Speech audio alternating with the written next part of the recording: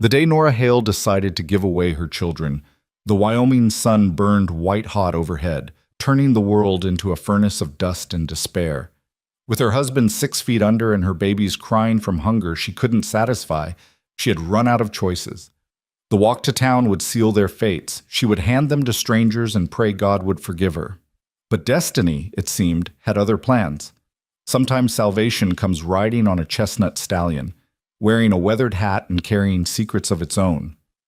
Stay with me until the end of this story and comment below with your city so I can see how far this tale of hope and heartbreak travels across the world. The earth had forgotten how to breathe. For 3 months, the Wyoming Territory had baked under a sun that showed no mercy, turning fertile soil into powder and green fields into graveyards. The wind that swept across the high plains carried no relief, only more dust, more heat, more reminders that nature had turned her back on the settlers who dared to call this harsh land home. Nora Hale stood in what used to be her garden, her calloused hands hanging limp at her sides, her eyes fixed on the wooden cross that marked her husband's grave. The cross stood crooked. She'd planted it herself, her hand shaking so badly she couldn't get it straight, and now it leaned slightly to the east, as if even in death, Thomas was trying to escape this cursed place. "Mama?" The small voice came from behind her, thin and uncertain. Nora didn't turn around immediately. She couldn't. If she looked at them now, at their hollowed cheeks and 2 large eyes, she would break completely, and she needed to stay strong just a little longer, just until she could walk them into town, just until she could hand them over to someone who could feed them. "Yes, baby?" Her voice came out steadier than she felt. "Is Papa still sleeping?" 7-year-old Samuel had asked that question every day for the past 2 weeks, ever since they'd lowered Thomas into the ground. Each time Nora gave the same answer, the only one a child that young could understand. "Yes, sweetheart. Papa's resting now." "When will he wake up?" This time Nora did turn. Samuel stood in the doorway of their cabin. Calling it a cabin was generous. It was barely more than 4 walls and a roof, but it had been theirs, holding his little sister's hand. Emma was only 4, with blonde curls that had once bounced when she ran, but now hung limp and dull around her thin face. Both children looked at their mother with the kind of trust that made Nora's heart crack a little more. "Come inside," she said softly, "out of the sun." The interior of the cabin offered little relief from the heat. The single room that served as kitchen, parlor, and bedroom trapped the warmth like an oven. Nora had opened both windows, but the air that drifted through was as hot as the air inside, carrying with it the perpetual dust that coated everything, got into everything, became part of everything. A pot sat on the cold stove, containing the last of their water. Nora had been rationing it carefully, giving most of it to the children, but even that was running low. The well had run dry 3 days after Thomas died, as if the earth itself was mourning him. "Mama, I'm hungry," Emma whimpered, pressing her small body against Nora's leg. "I know, sweetheart. I know." Nora moved to the cupboard, a crude wooden box Thomas had built their first year here, when hope was still possible, and opened it. Inside sat the remainder of their provisions, a handful of cornmeal, maybe enough for 1 more thin porridge. After that, nothing. The garden had yielded nothing. The chickens had stopped laying weeks ago, then died one by one until Nora had buried the last one yesterday. Even if they'd had seed to plant, the ground was too hard, too dry, too dead. She measured out the cornmeal carefully, mixing it with the precious water to make a watery paste that couldn't truthfully be called food. The children ate it without complaint, scraping their wooden bowls clean with their fingers, and Nora pretended to eat her share while actually dividing it between their bowls when they weren't looking. "Tell us a story, Mama," Samuel said when they'd finished, his voice hopeful. "Tell us about the ocean." Stories had been their escape these past terrible months. Nora would tell them about the Atlantic coast where she'd grown up, about waves that rolled in endless and blue, about sand that was soft instead of harsh, about fish so plentiful you could catch them with your hands. She'd tell them about her father's ship, about cities with buildings that touched the sky, about a world so different from this barren wasteland that it seemed like a fairy tale. But today Nora couldn't find the words. Today, the stories felt like lies. "Not today, baby," she said quietly. Today, we need to we need to take a walk. Where are we going? Samuel asked, perking up slightly. He was so thin now that his shirt hung on him like a sack, but he still had that spark of curiosity that all children possess, that belief that tomorrow might be better than today. To town, Nora said, the words tasting like ash in her mouth. To Sweetwater Junction. Is it far? A few miles.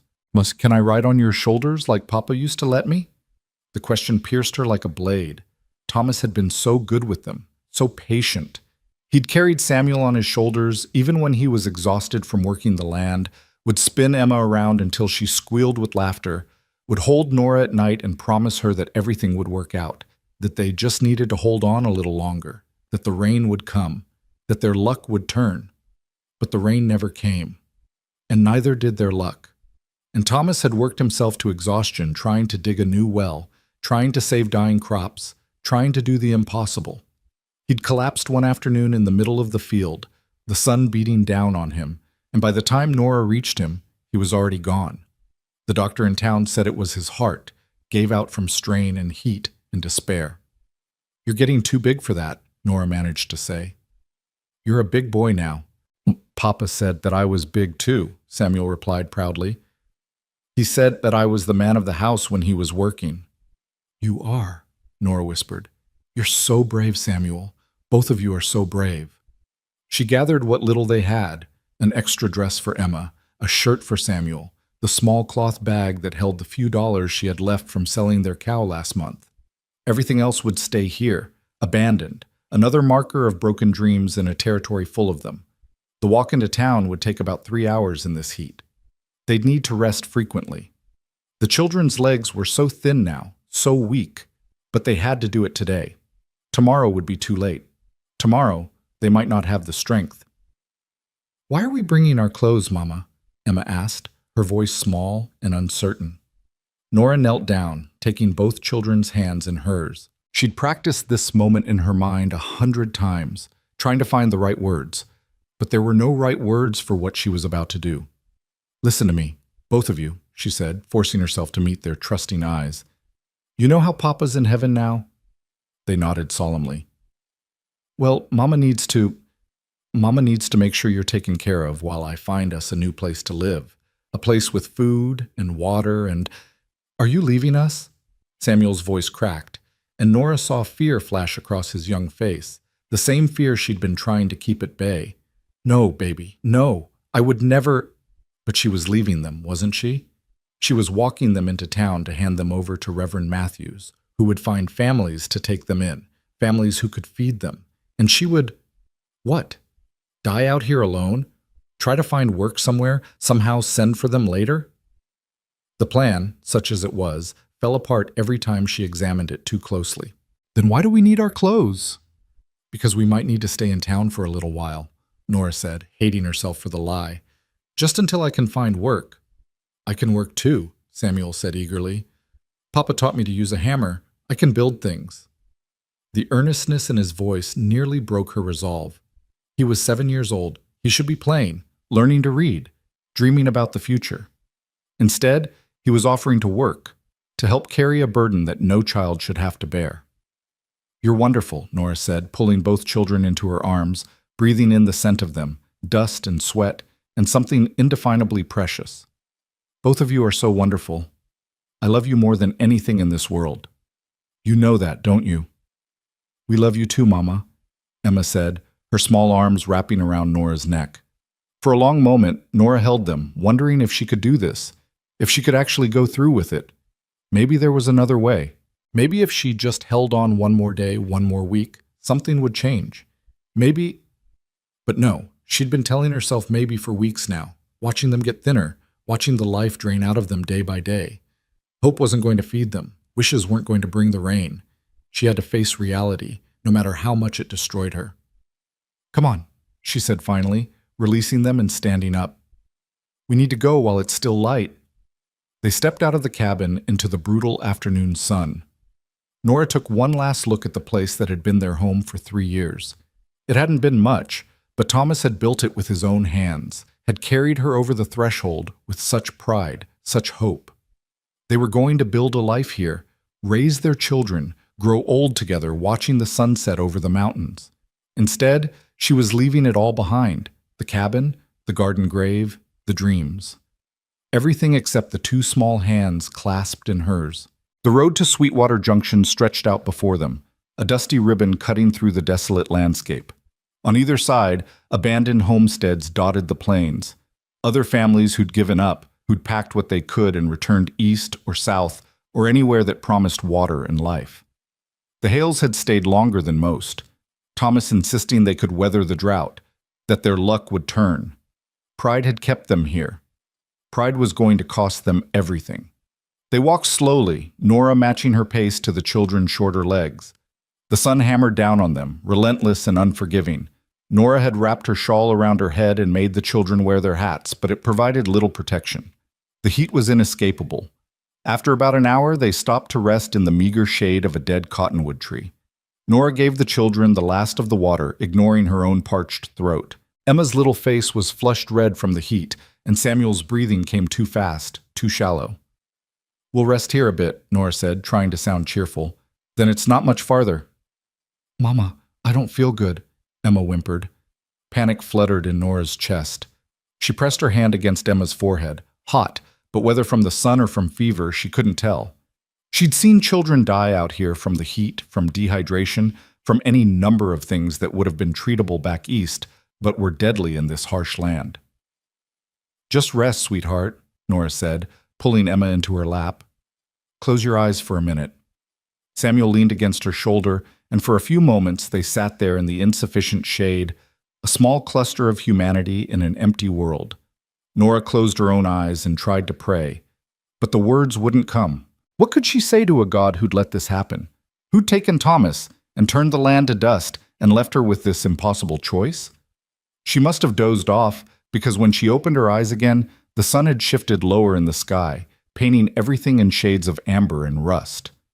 Emma was still sleeping in her lap, her breathing steady.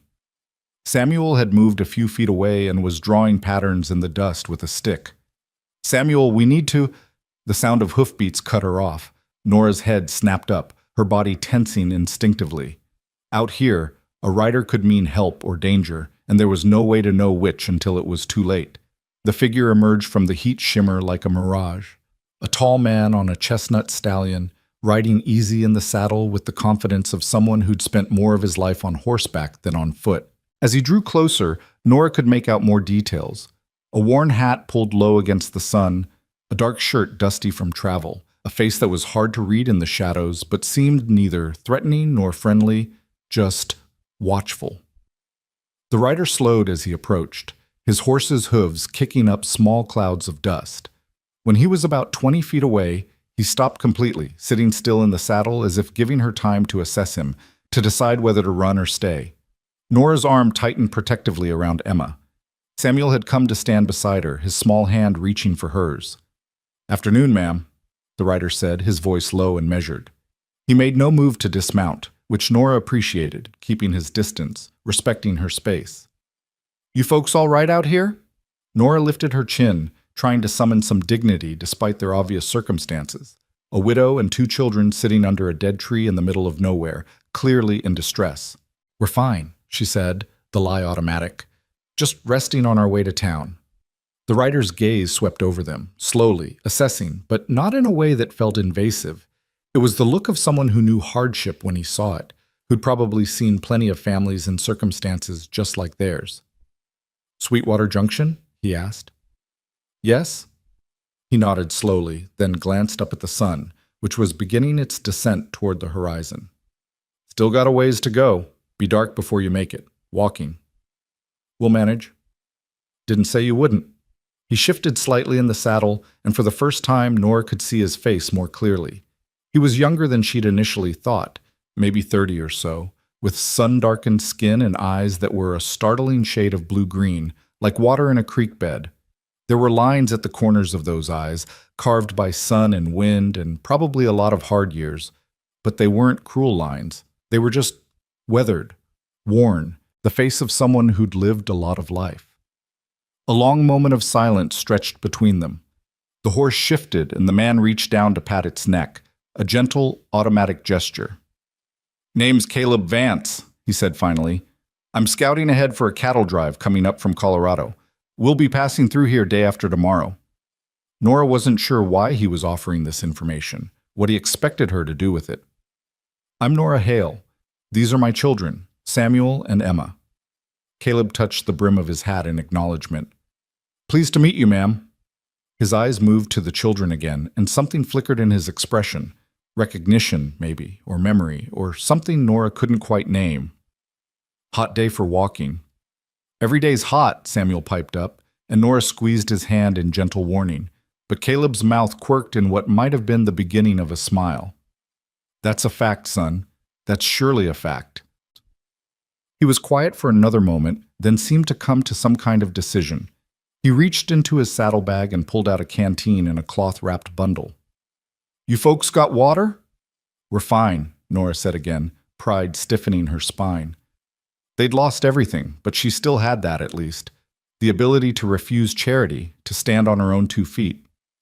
Caleb's eyes met hers, and she saw understanding there. He knew what she was doing, knew the cost of that pride. And he didn't push. Instead, he just held out the canteen. "Horse has plenty," he said simply. "And I got more jerky than I need. Be doing me a favor, lightening my load." It was a lie, a kind one, and they both knew it, but it was offered with enough grace that Nora could accept it without feeling like she was begging. Her throat was so dry it hurt, and Emma's flush worried her, and Samuel's eyes had fixed on that cloth bundle with the desperate hunger of a child who didn't quite remember what it felt like to be full.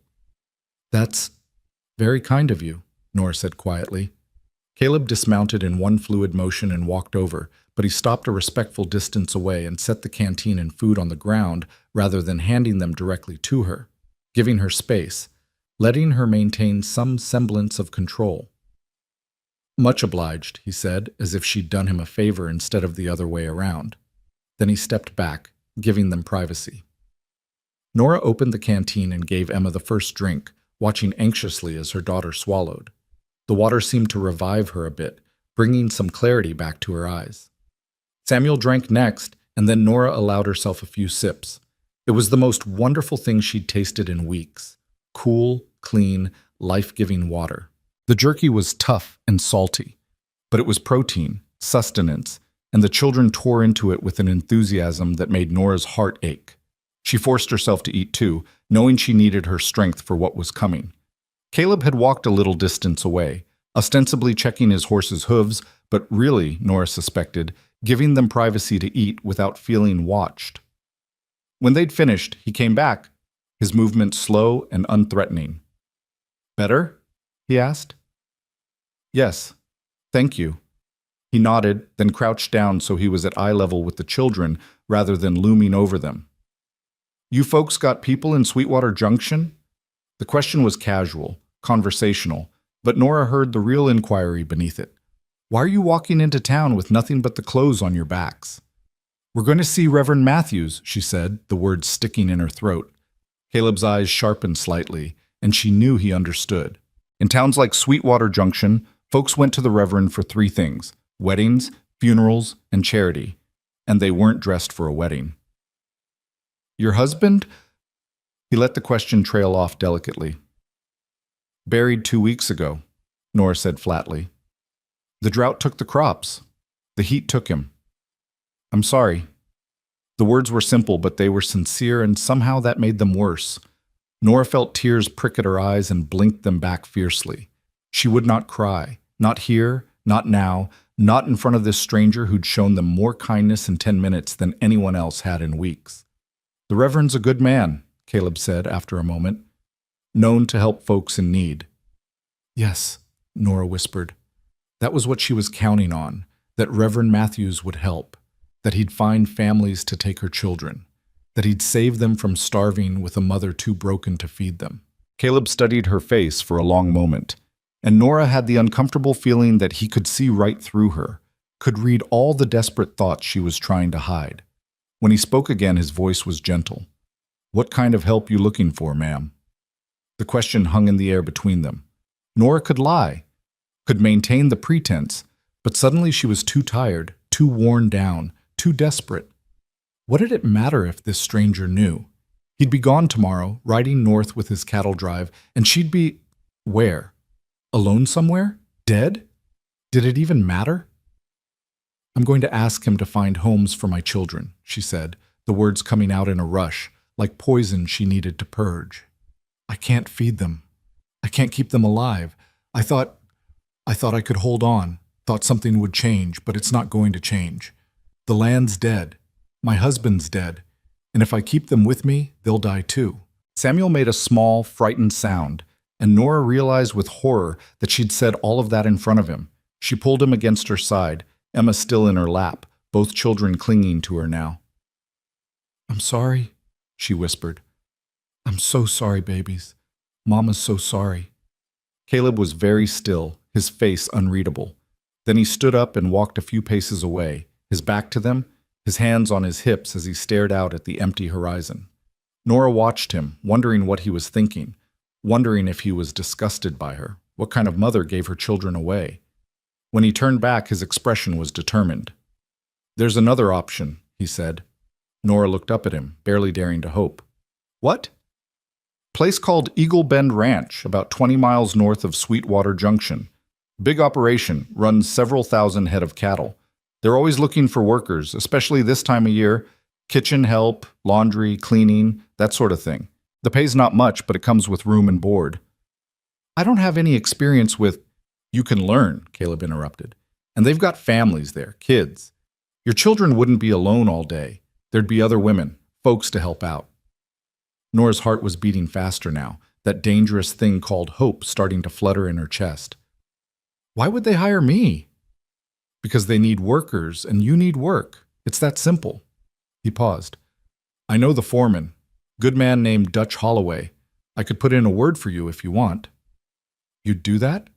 For us? Why? Caleb's jaw tightened, and for a moment Nora saw something raw in his expression, something painful and old. Let's just say I know what it's like to lose people to this land, and I know what it's like to wish someone had stepped in to help. He met her eyes. Let me help. Nora's throat was so tight she could barely speak. I can't. You can, Caleb said firmly. And you will, for them. He gestured to Samuel and Emma, who were watching this exchange with confused hope in their eyes. But Sweetwater Junction is still hours away, and then another 20 miles. Not the way I'm going. There's a shortcut if you know where to look. And my horse can carry all three of you if we take it slow. He held up a hand when Nora started to protest. I'm heading that direction anyway. Herd won't reach Sweetwater until tomorrow night at the earliest. I've got time. I can't ask you to… You're not asking. I'm offering. There's a difference. Nora looked down at her children, at their thin faces and hopeful eyes, and felt the last of her resistance crumble. What was pride worth really? Less than their lives, less than this chance, however slim, to keep them together. All right, she whispered. All right. Yes. Thank you. Caleb nodded once, decisive. We should get moving then. We can make it to Eagle Bend by nightfall if we don't waste daylight. He helped them prepare for the journey, fashioned a sort of nest on his horse's back where the children could ride safely, made sure Nora was secure behind them. The stallion, a beautiful chestnut with a white star on his forehead, stood patient and calm through all the adjustments. His name's Red, Caleb said, patting the horse's neck. He's carried heavier loads over harder ground. He'll get us there. They set off as the sun continued its descent, casting long shadows across the plains. Caleb walked beside Red, leading him carefully over the rough ground, heading not west toward Sweetwater Junction but northwest, toward whatever shortcut he'd mentioned. Emma dozed against Nora's chest, exhausted from the heat and the excitement. Samuel tried to stay awake, his eyes wide as he took in this unexpected adventure, but eventually he too succumbed to sleep, his head nodding against Nora's shoulder.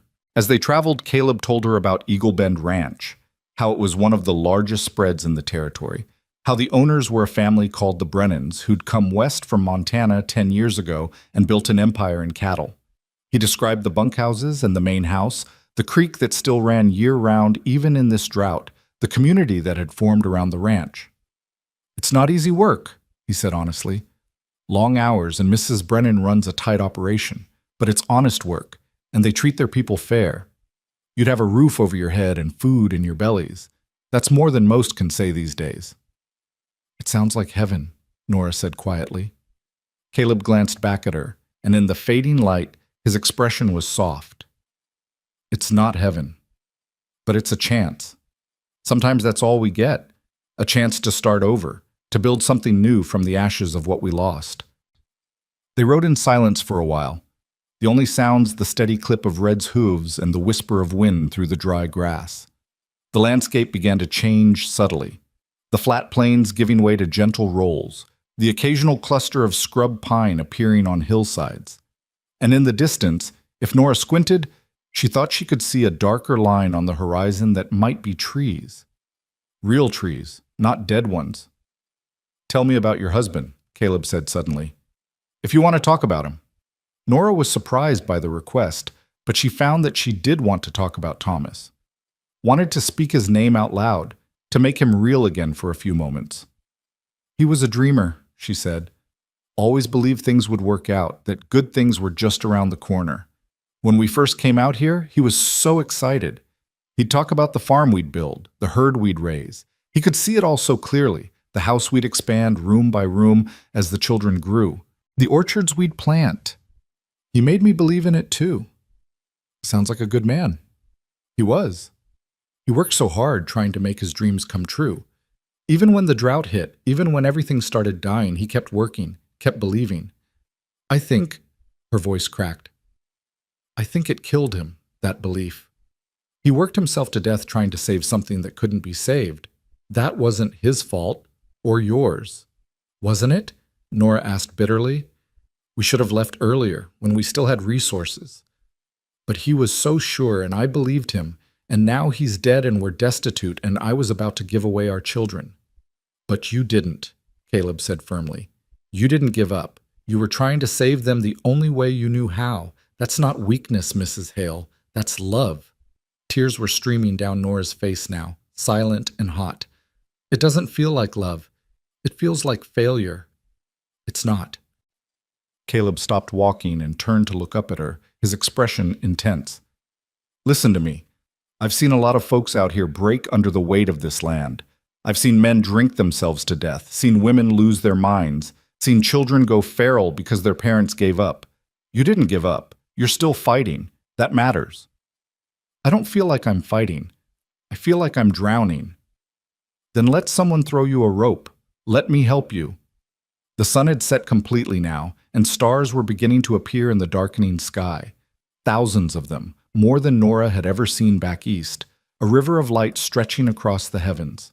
By their faint glow, she could see Caleb's face, could see the sincerity there, and something else, something that looked like understanding born from his own pain. "Why are you really doing this?" she asked softly. "You don't know us. We're nothing to you." Caleb was quiet for a long moment. When he spoke, his voice was rough with old grief. "I had a sister once, Annie. She was about Emma's age when the drought hit Kansas back in '60. My folks had a farm there, small place, but it was ours. The drought killed the crops, then it killed the livestock, then—" He stopped, swallowed hard. "My sister died of fever. Probably would have survived if she'd been stronger, if we'd had more food, better medicine. But we didn't, and she didn't make it. I'm so sorry. My parents never recovered. They split up after, went their separate ways. I was 17, old enough to make my own way, so I headed west. Been drifting ever since, working cattle drives, never staying anywhere too long." He looked up at the stars. "But every time I see a woman with kids who look like they're about to break, I think about my mother, about how she needed help and didn't get it, about how maybe, if someone had stepped in, had offered her a hand." He shook his head. "Can't change the past. But I can help you, and maybe that counts for something." Nora's heart ached for him, for that 17-year-old boy who'd lost his sister, and his family, and his home all at once. "It counts for everything," she whispered. They traveled through the darkness, guided by starlight and Caleb's knowledge of the land. True to his word, he found a shortcut, a narrow trail that wound through a series of shallow canyons, following a dry creek bed that might have been beautiful when it had water, but was now just another testament to the drought's power. Around midnight, they stopped to rest. Caleb made a small fire. Just enough to keep the night chill off, he explained, and gave them more jerky and water from his seemingly bottomless supplies. The children woke briefly to eat, then fell back asleep on a blanket Caleb spread for them. You should rest too, he told Nora. We'll reach Eagle Bend by morning if we leave before dawn. I don't think I can sleep, Nora admitted. Her mind was spinning with possibilities and fears in equal measure. What if the ranch wouldn't hire her? What if she failed at whatever job they gave her? What if this was just delaying the inevitable? Try anyway. You'll need your strength. But Caleb didn't sleep either. He sat across the fire from her, keeping watch, occasionally adding a stick to the flames. In the flickering light, Nora studied his profile, the strong line of his jaw, the way his eyes constantly scanned their surroundings, alert for danger even here in the middle of nowhere. He had the look of a man who'd lived rough and learned to be careful, who'd seen enough hardship to make him cautious, but not cruel. Can I ask you something? Nora said after a while. Caleb glanced at her. Sure. Do you ever stop? Drifting, I mean. Do you ever think about settling down, staying in one place? He was quiet for so long she thought he might not answer. Then he said, Sometimes. But every time I think about it, I remember that farms fail and people die and nothing lasts.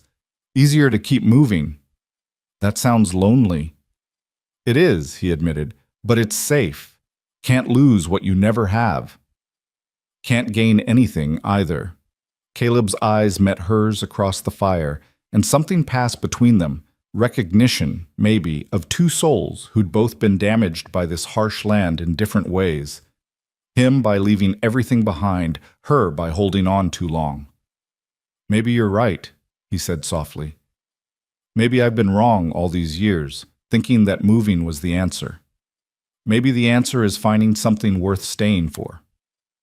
The moment stretched between them, electric and fragile, and then Emma murmured in her sleep and the spell was broken. Caleb looked away first, adding another stick to the fire. You should really try to sleep, he said again. Big day tomorrow. This time, Nora lay down beside her children, pulling them close, feeling their warm bodies against hers. They were alive. They were together. And tomorrow, maybe, just maybe, things would be better. She didn't think she'd be able to sleep, but exhaustion pulled her under within minutes. Her last conscious thought was that for the first time in weeks, she felt something other than despair. She felt hope. And somewhere nearby, Caleb Vance sat watch through the night, a cowboy who'd spent 10 years running from pain, wondering if he'd finally found a reason to stop. Dawn broke over the Wyoming plains in shades of gold and rose, painting the landscape with colors that almost made it look gentle. Almost. Nora woke to the sound of Caleb moving around their small camp, packing up their meager supplies with the quiet efficiency of a man who'd done this 1,000 times before. The fire had been reduced to cold ashes, and the air carried a pre-dawn chill that would burn away within the hour. Emma was still sleeping, curled against Nora's side like a small, trusting animal. Samuel's eyes were open, watching Caleb with the intense curiosity children have when they encounter someone new and interesting. Morning, Caleb said softly when he noticed Nora was awake. We should get moving soon if we want to reach Eagle Bend before the heat sets in. Nora sat up carefully, trying not to wake Emma. Her body ached from sleeping on the hard ground, and her dress was covered in dust, but none of that mattered. What mattered was that her children had made it through another night, and ahead of them lay possibility instead of despair. How far? She asked, her voice rough with sleep. 3, maybe 4 hours if we keep a steady pace. The terrain gets better from here. There's actually some grass in the valleys once we get closer to Eagle Bend Creek. The promise of grass, of water, of life seemed almost impossible after months of watching everything die. Nora helped Emma wake gently, smoothing the tangled blonde curls back from her daughter's face. The little girl's eyes were clearer this morning, the dangerous flush gone from her cheeks. The water and food had helped. Caleb offered them more jerky and the last of his canteen for breakfast. We'll fill up at the creek once we get there, he said. Best water in the territory. Comes down from the mountains, stays cold even in August. They set out as the sun cleared the horizon, following Caleb's lead through terrain that was still harsh but beginning to show signs of life. Small patches of scrub brush clung to rocky outcroppings, and in the distance Nora could see what looked like actual trees, cottonwoods and willows that suggested water somewhere nearby. The children rode on Red again, but this time they were more alert, looking around with interest as the landscape changed. Samuel pointed out a hawk circling overhead, and Emma gasped with delight when they startled a jackrabbit from its hiding place in the sage. "Is the ranch very big?" Samuel asked Caleb, who was walking beside the horse as before, one hand resting lightly on Red's neck. "Biggest in 3 counties," Caleb replied. "Old man Brennan, that's Mr. Brennan, the owner. He started with nothing but a dream and 500 head of cattle back in '63. Now he's running close to 5,000 head, got a dozen hands working year-round, more during branding season." 5,000 cows? Samuel's eyes went wide. "That's more than I can count. It's a powerful lot of cattle, that's for sure. Takes a lot of folks to manage an operation like that. Cowboys for the herding, of course, but also cooks and cleaners and folks to manage the house and tend the garden and look after the chickens. It's like a little town, really, all working together." "Will there be other children?" Emma asked shyly. "Several families live on the ranch. Last I heard, there were at least 6 or 7 kids around your ages. Mrs. Brennan even brought in a teacher last year to give lessons in the winter when the work slows down." Nora felt hope flutter stronger in her chest. A teacher, other children, the possibility of something that looked like a normal life, or at least as normal as life could be after everything they'd lost. As they traveled, the land continued to transform around them. The dead, flat plains gave way to rolling hills dotted with sage and juniper. They crossed dry washes that showed evidence of water during wetter seasons, smooth stones and sand deposits that spoke of streams that might flow again someday. And always in the distance, growing closer, was that line of green that marked Eagle Bend Creek. Around mid-morning, they crested a rise, and Nora got her first real look at their destination. The valley below spread out in shades of green and brown, and cutting through it like a silver ribbon was the creek Caleb had promised. Along its banks, trees grew thick and genuine, real trees with actual leaves that rustled in the breeze. And beyond the creek, she could see buildings, a large ranch house painted white, several barns and outbuildings, corrals filled with horses, and in the distance, cattle dotting the hillsides. "There it is," Caleb said quietly. "Eagle Bend Ranch." It looked like a mirage, like something that couldn't possibly be real after the desolation they'd left behind. Nora felt tears prick her eyes and blinked them back furiously. She couldn't afford to break down now, not when they were so close. "It's beautiful," she whispered. "It's survival," Caleb corrected gently. "The Brennans were smart.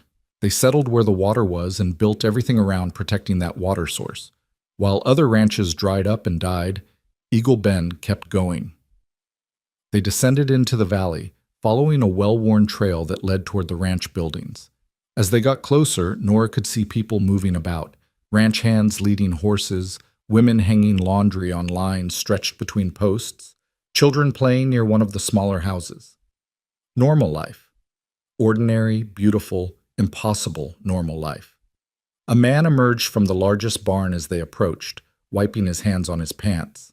He was in his 50s, Nora guessed, with iron gray hair and a weathered face that had seen a lot of sun, and probably a lot of hard winters too. But his expression was open and friendly as he raised a hand in greeting. "Caleb Vance! Didn't expect to see you for another few days at least." "Dutch," Caleb nodded respectfully. "Rode ahead to scout. Found some folks who needed help along the way."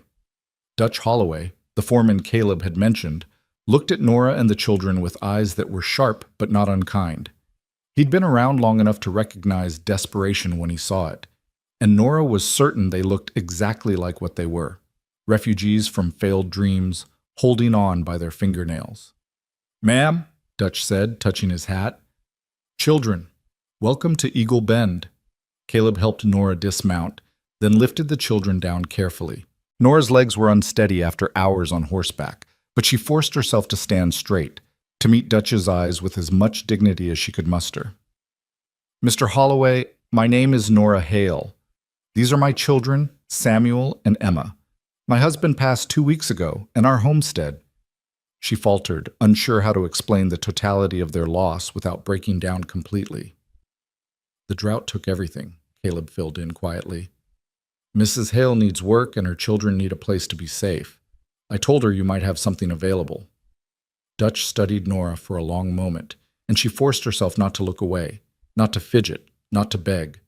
Whatever he saw on her face must have satisfied him because he nodded slowly. "We can always use good workers. What kind of experience you have, Mrs. Hale?" "I've managed a household, sir.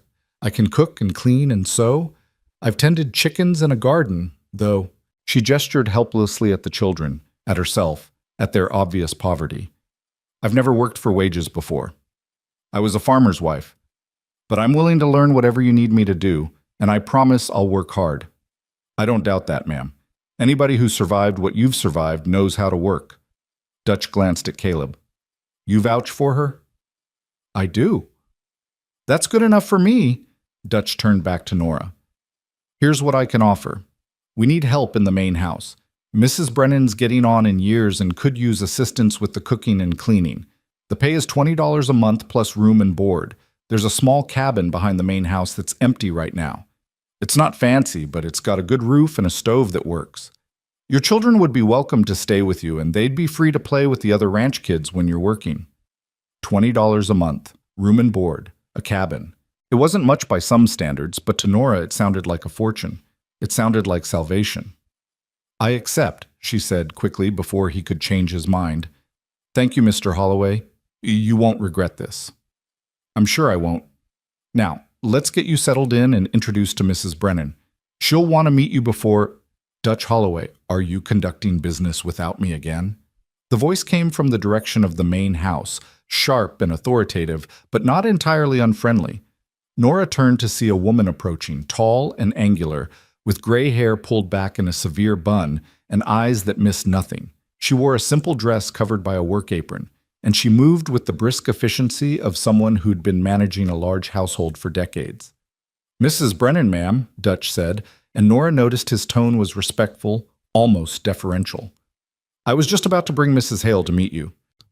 Margaret Brennan, for that was clearly who this was, stopped a few feet away and subjected Nora to the same thorough examination Dutch had given her, though perhaps with a bit more scrutiny. Her gaze moved from Nora's dusty dress to the children clinging to her skirts to Caleb standing nearby with his hat in his hands. "Caleb Vance," Mrs. Brennan said.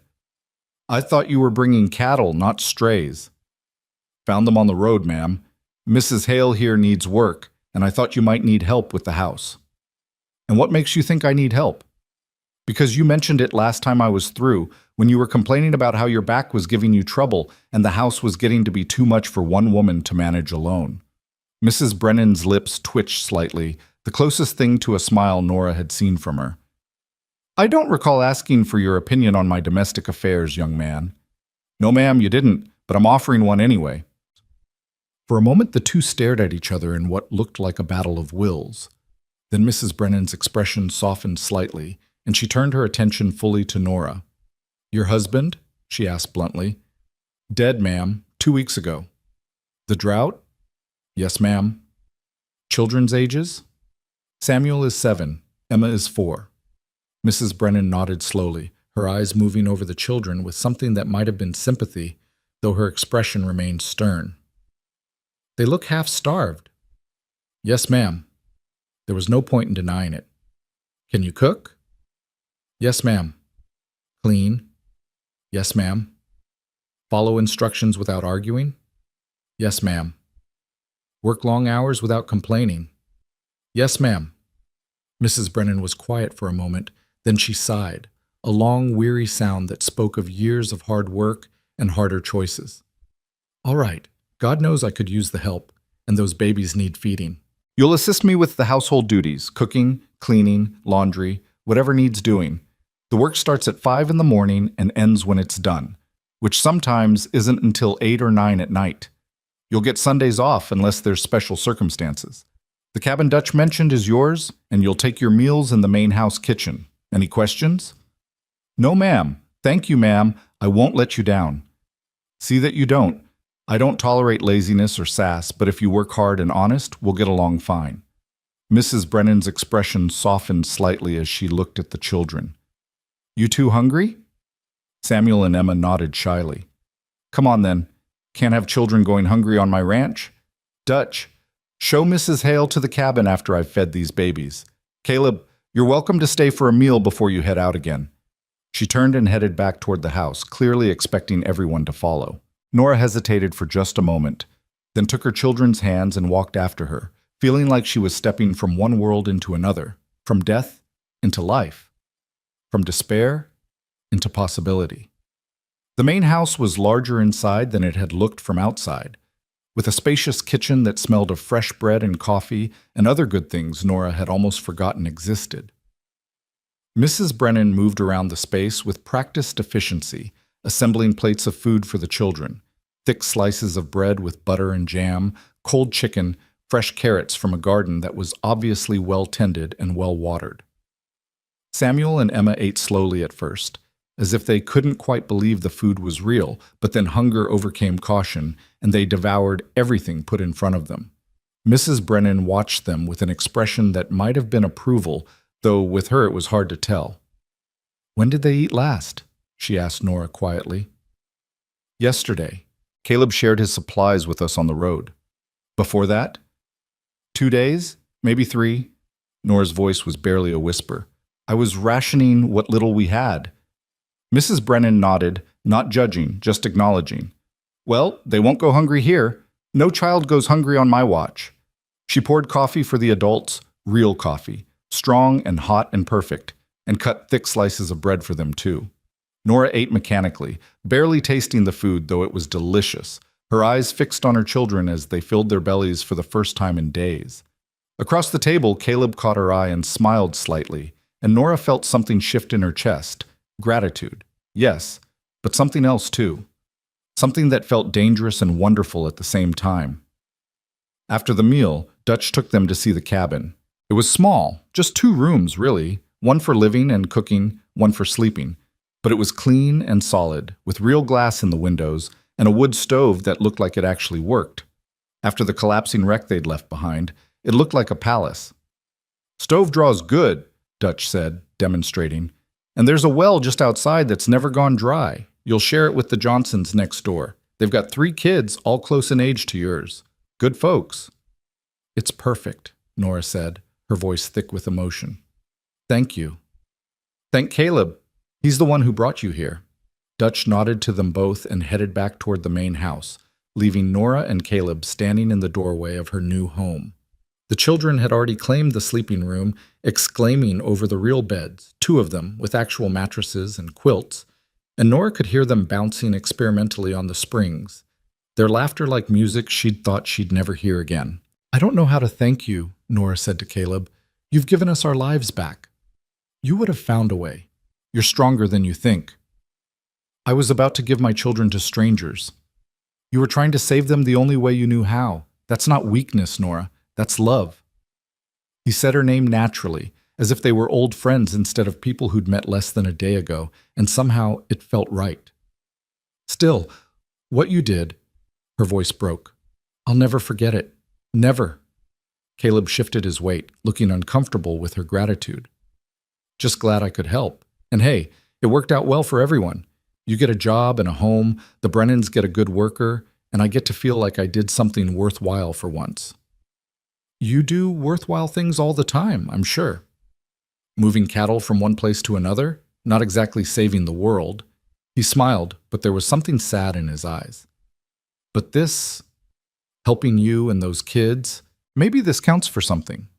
They stood there for a moment in comfortable silence, and Nora realized she didn't want him to leave. This man who'd appeared like an answer to a prayer she hadn't known how to pray, who'd shown her and her children more kindness in one day than they'd received in months.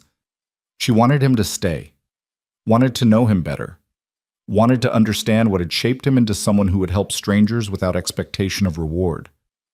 How long will you be gone? She asked. With the cattle drive? Hard to say. We're taking the herd up to Montana, to the railhead at Miles City. If everything goes smooth, maybe 6 weeks. If we hit weather or trouble, could be longer. 6 weeks. It seemed like an eternity. Will you? Nora hesitated, suddenly shy. Will you come back this way? After? Caleb's eyes met hers, and something passed between them, recognition of the connection that had formed so quickly, so unexpectedly. I think I will, he said softly. If that's all right with you. I'd like that. The children would too. They've taken quite a shine to you. Just the children? The question was gentle, almost teasing, but underneath it was something serious, something real. Nora felt heat rise in her cheeks. No, she admitted, not just the children. Caleb smiled then, a real smile that transformed his weathered face and made him look younger, less burdened. Good. That's real good. They were interrupted by Samuel running out of the cabin, his face alight with excitement. Mama, there's a window in the bedroom, a real glass window, and the beds are so soft. That's wonderful, sweetheart. Nora ruffled his hair affectionately. Why don't you and Emma unpack our things while I talk to Mr. Vance? Can Mr. Vance come see our room? I'm sure he has things he needs to do, Samuel. Actually, Caleb said, I'd be honored to see your room, if that's all right. Samuel grabbed his hand and pulled him inside, chattering excitedly about the beds and the window and how there was even a rug on the floor. Emma joined them, equally enthusiastic, and Nora followed behind, watching as this rough cowboy crouched down to their level and listened to their excited babbling with genuine interest and patience. He would make a good father, she thought, then immediately felt guilty. Thomas had only been gone 2 weeks. She had no business thinking about other men, especially not with that kind of speculation. But watching Caleb with her children, seeing how gentle he was, how kind, it was impossible not to notice, not to appreciate, not to wonder. Eventually, Caleb stood up and told the children he needed to get back to the ranch. Gotta help Dutch with some things before I head out to meet the herd, but I'll see you all when I get back, all right? Promise? Emma asked, her small hand clutching his. Promise, Caleb said solemnly. Cross my heart. Nora walked him back outside, suddenly reluctant to let him go. The sun was high now, turning the valley into a patchwork of light and shadow, and somewhere in the distance she could hear cattle lowing and the sound of men working. Normal sounds, life sounds. Thank you, she said again, knowing the words were inadequate but needing to say them anyway. For everything. Take care of yourself, Nora, and those kids. Caleb mounted Red in one smooth motion, settling into the saddle like he was born there. I'll be back before you know it. Be safe out there. Always am. He touched the brim of his hat in farewell, then turned Red toward the main barn where Dutch was waiting. Nora stood watching until he disappeared from view, then turned back to her cabin, her home, and her children who were finally safe. The weight that had been crushing her for weeks lifted slightly, and for the first time since Thomas died, she felt like she could breathe. The rest of that first day passed in a blur of activity. Mrs. Brennan put Nora to work immediately, showing her where everything was in the main house, explaining how things were done, setting expectations with the kind of no-nonsense clarity that left no room for confusion. The work was indeed hard. There were meals to prepare for not just the Brennan family, but also for the ranch hands who took their meals in the bunkhouse, laundry that seemed endless, floors that needed scrubbing, bread that needed baking. But it was honest work, productive work, and Nora threw herself into it with a determination born of gratitude and relief. She wouldn't let Mrs. Brennan down.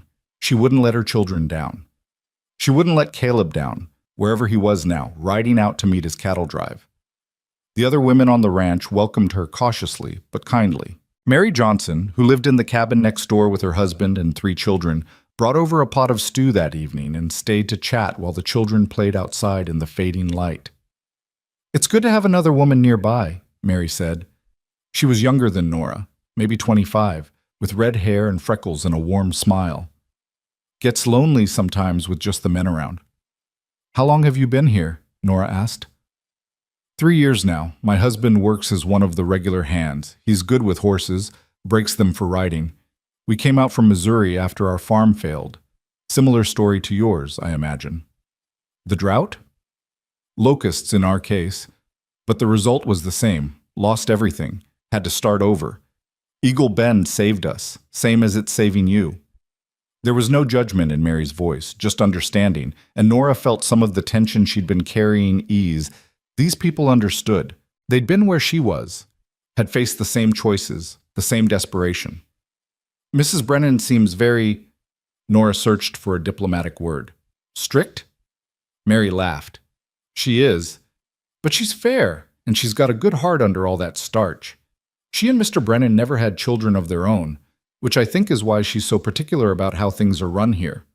This ranch is her baby, in a way. She seems to care about the children who are here, though. Oh, she does. She might not show it much, but she makes sure every child on this ranch has enough to eat and clothes that fit and shoes for winter. Last year, when the Petersons' youngest got sick with scarlet fever, Mrs. Brennan rode all the way to Sweetwater Junction herself to fetch the doctor, then sat up 3 nights straight helping nurse that baby back to health. Nora felt her respect for her new employer grow. Beneath the stern exterior was clearly a woman who cared deeply about her people, who took her responsibilities seriously. That night, after the children were asleep in their real beds in their safe cabin, Nora sat by the window and looked out at the star-filled sky. Somewhere out there, Caleb was riding through the darkness toward his herd, and further away Thomas was buried in soil that had failed him. So much loss, so much change, all compressed into the span of a few terrible weeks. But here she was, alive. Her children safe and fed and sleeping peacefully for the first time in memory. She had a job, a home, a future that looked like something other than disaster.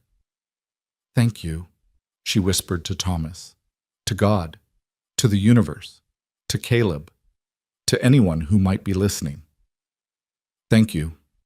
The days that followed fell into a rhythm that was exhausting but satisfying. Nora woke before dawn to help Mrs. Brennan prepare breakfast for the ranch, coffee and eggs and biscuits and bacon for the men who needed fuel for long days of hard work. Then came the cleaning, the laundry, the preparation for the midday meal, more cleaning, the evening meal, and finally, when the sun set and the last dish was washed, she was free to return to her cabin and her children. Samuel and Emma thrived in this new environment. They played with the Johnson children and the other ranch kids, their laughter ringing out across the yard. Their cheeks filled out, their eyes grew bright, and within a week they looked like different children, healthy, happy, normal. Nora herself changed too. The constant fear that had lived in her chest for months began to ease. Her hands, roughened by work, grew calloused but capable. She learned to manage the massive cast-iron stove in Mrs. Brennan's kitchen, to coordinate meals for 20 people, to organize laundry and cleaning on a scale she'd never attempted before. And gradually, carefully, she began to let herself feel something other than grief and guilt. She began to notice the beauty of the valley, the way the morning light caught on Eagle Bend Creek, the sound of birdsong in the cottonwoods. She began to laugh at the children's antics, to enjoy conversations with Mary and the other women, to feel like a person again instead of just a collection of responsibilities and sorrows. Mrs. Brennan, despite her stern demeanor, proved to be an excellent teacher. She was patient when Nora made mistakes, and there were plenty of those at first, and generous with praise when Nora got things right. After the first week, she pulled Nora aside. "You're doing good work," she said gruffly. "Keep it up." It was perhaps the highest compliment Mrs. Brennan could give, and Nora treasured it. 2 weeks after their arrival, Mr. Brennan himself appeared in the kitchen one morning. He was older than his wife, probably in his 60s, with a full white beard and eyes that were shrewd but kind. He'd been away checking on the cattle in the north pastures and hadn't been present when Nora arrived. "So you're Mrs. Hale," he said, looking her over with interest. "Caleb vouched for you, Margaret says." "Yes, sir. Caleb Vance is a good man. Known him for years. If he says you're worth hiring, that's good enough for me." Mr. Brennan accepted the coffee Mrs. Brennan poured for him with a nod of thanks. "How are you settling in?" "Very well, sir. Everyone's been very kind." "That's what I like to hear. We try to run a good operation here, Mrs. Hale. Fair wages, honest work, and we take care of our people. You have any problems, any concerns, you come to me or Margaret. Understood?" "Yes, sir. Thank you, sir." He nodded and took his coffee outside, leaving Nora slightly dazed. She'd been worried about meeting the owner. worried he might reconsider Dutch's decision to hire her, but instead he'd welcomed her, validated her place here. "Don't let him fool you with all that gruff talk," Mrs. Brennan said, with something that might have been affection in her voice. "He's soft as butter inside. Probably would have given you the job even if you couldn't cook a lick, just because you have children who need help." "You're both very kind." "We're practical," Mrs. Brennan corrected. "This land is hard, and surviving it takes everyone working together. That's what we've built here, a community. You're part of that now." Part of a community. Nora hadn't realized how much she'd missed that, how isolated she and Thomas had become on their failing homestead, too proud to ask for help, too stubborn to admit defeat until it was almost too late. The third week brought a letter from Caleb. It was delivered by a rider passing through from the north, and Nora's heart jumped when Dutch handed it to her during the midday meal. "Caleb asked me to make sure you got this," Dutch said with a knowing smile. "Said it was important." Nora waited until that evening when the children were asleep and she had a moment of privacy before opening it. The handwriting was rough but legible, the words economical but warm. "Mrs. Hale," it began, formal even though they'd parted on first-name terms. "I hope this letter finds you and the children well settled at Eagle Bend. The drive is going smooth so far, though we had some trouble with wolves 2 nights ago. Lost a calf, but saved the rest. Weather has been cooperative, which is a mercy. We should make Montana in good time. I find myself thinking about you and Samuel and Emma often, hoping you're doing all right, hoping the work isn't too hard. Dutch wrote to say you're fitting in well, which pleases me more than I can say. I know we haven't known each other long, but I want you to know that helping you was the best thing I've done in a long time. Maybe the best thing I've ever done. I'm looking forward to seeing you again when I get back. Until then, take care. Yours, Caleb Vance." Nora read the letter 3 times, her heart doing complicated things in her chest. The formality of the opening contrasted with the warmth of the content, and that last word, yours, made her feel things she had no business feeling. She wrote back immediately, describing their life at the ranch, the children's happiness, her gratitude for everything he'd done. She kept it proper, appropriate, but she ended with, "We miss you and look forward to your return." It was forward, perhaps too forward for a widow of barely a month, but Nora was tired of pretending she didn't feel what she felt. Life was too short, too uncertain. Thomas would have understood. Thomas, who'd loved boldly and dreamed big and taken chances, would have wanted her to be happy, to find joy again, to live. The letters became regular after that, one every week or so, carried by riders or mail coaches or anyone heading in the right direction. Caleb wrote about the drive, about the men he worked with, about the land they traveled through. Nora wrote about the ranch, about the children's adventures, about the satisfaction of hard work well done. And gradually, carefully, they wrote about other things too, their hopes, their fears, their pasts. Caleb wrote about his sister, about the family he'd lost, about the loneliness of drifting. Nora wrote about Thomas, about the grief that was slowly becoming something she could carry instead of something that crushed her, about the guilt of finding happiness again so soon after loss. "It's not a betrayal to live," Caleb wrote in one letter. "Your husband would want you to be happy. I never met him, but any man who loved you enough to build you a life, even if it failed, was a man who wanted the best for you. Honor his memory by living well." The words gave Nora permission to feel what she was feeling, to acknowledge the growing attachment between her and this cowboy who'd saved her family. It wasn't love, not yet. It was too soon for that, too complicated. But it was something real and warm and worth nurturing. 5 weeks after Caleb left, a late summer storm rolled through the valley. It wasn't much as storms go, just thunder and lightning and an hour of hard rain, but it was the first significant precipitation the region had seen in months. Nora stood in the doorway of her cabin with her children pressed against her sides, watching the rain hammer down, breathing in the smell of wet earth, and feeling something like joy. "Papa would have loved this," Samuel said softly. "Yes," Nora agreed, tears mixing with the rain on her face. "Yes, he would have. But she was thinking of Caleb too, wondering if the rain was falling wherever he was, hoping it meant the drought was finally breaking, hoping it meant better times ahead for everyone who'd survived this terrible year. The next morning dawned clear and clean, the world washed fresh. And that afternoon, a rider appeared on the horizon, leading a massive herd of cattle toward Eagle Bend Ranch. The drive had returned early. Caleb was coming home. Nora was kneading bread dough in the main house kitchen when she heard the commotion outside. The steady rhythm of her hands faltered as shouts rang out across the ranch yard, followed by the unmistakable sound of cattle lowing and hooves thundering against packed earth.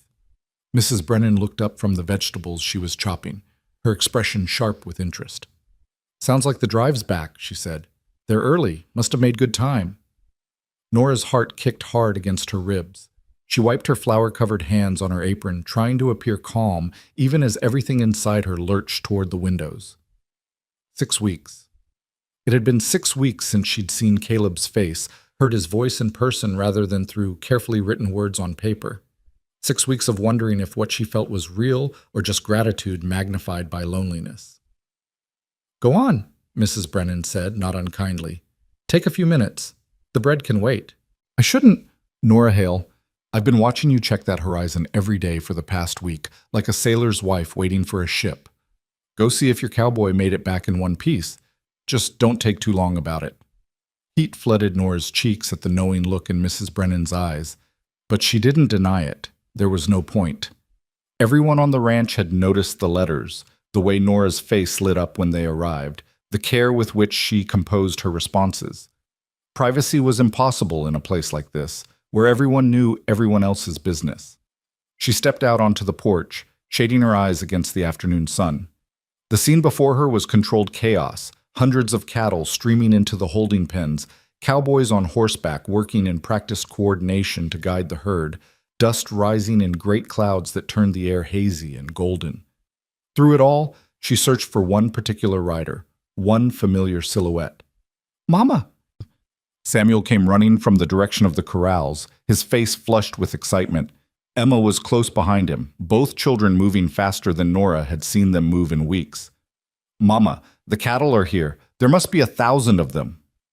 "More like 2,000, Nora corrected absently, still scanning the riders. "Stay back from the pens, both of you. It's dangerous." "We know, Mama. Mr. Dutch already told us." Samuel bounced on his toes, practically vibrating with energy. "Do you think Mr. Caleb came back with them?" "I don't know, sweetheart." But she did know.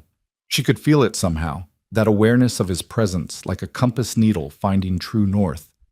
And then she saw him, tall in the saddle on red, his hat pushed back as he directed other riders, his voice carrying across the yard with calm authority. He'd lost weight, she noticed.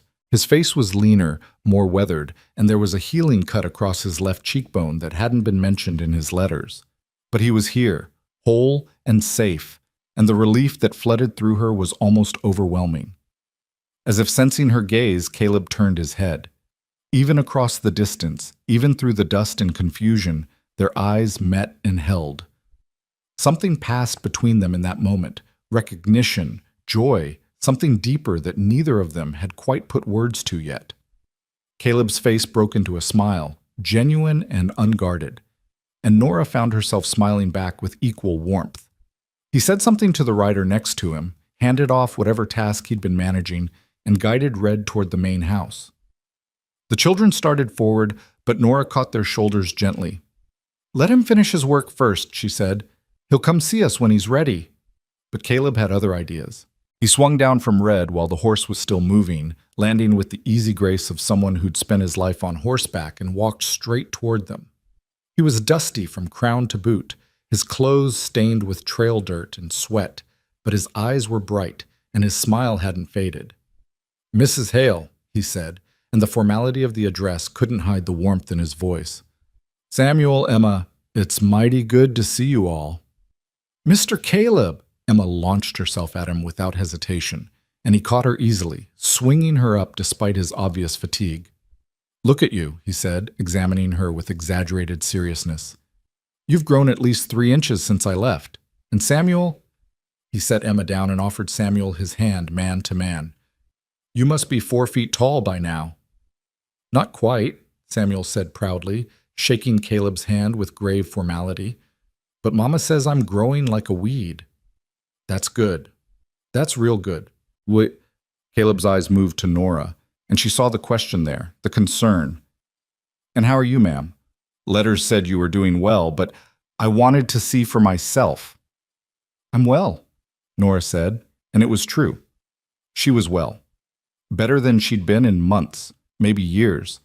The constant work had put color in her cheeks and strength in her arms. The regular meals and the security of knowing where their next food would come from had erased the hollow, desperate look she'd worn on that dusty road. "We're all well, thanks to you." "Thanks to you," Caleb corrected gently. "I just pointed the way. You're the one who did the walking." They stood there for a moment, smiling at each other like fools while the children chattered about everything that had happened during Caleb's absence. Dutch Holloway's voice cut through the moment, calling Caleb back to help with the cattle. But before he left, Caleb leaned close enough that only Nora could hear. "Can I call on you this evening, after I get cleaned up?" "Yes," Nora said, not hesitating, not playing coy. "Yes, I'd like that." "Good." His smile widened. "That's real good."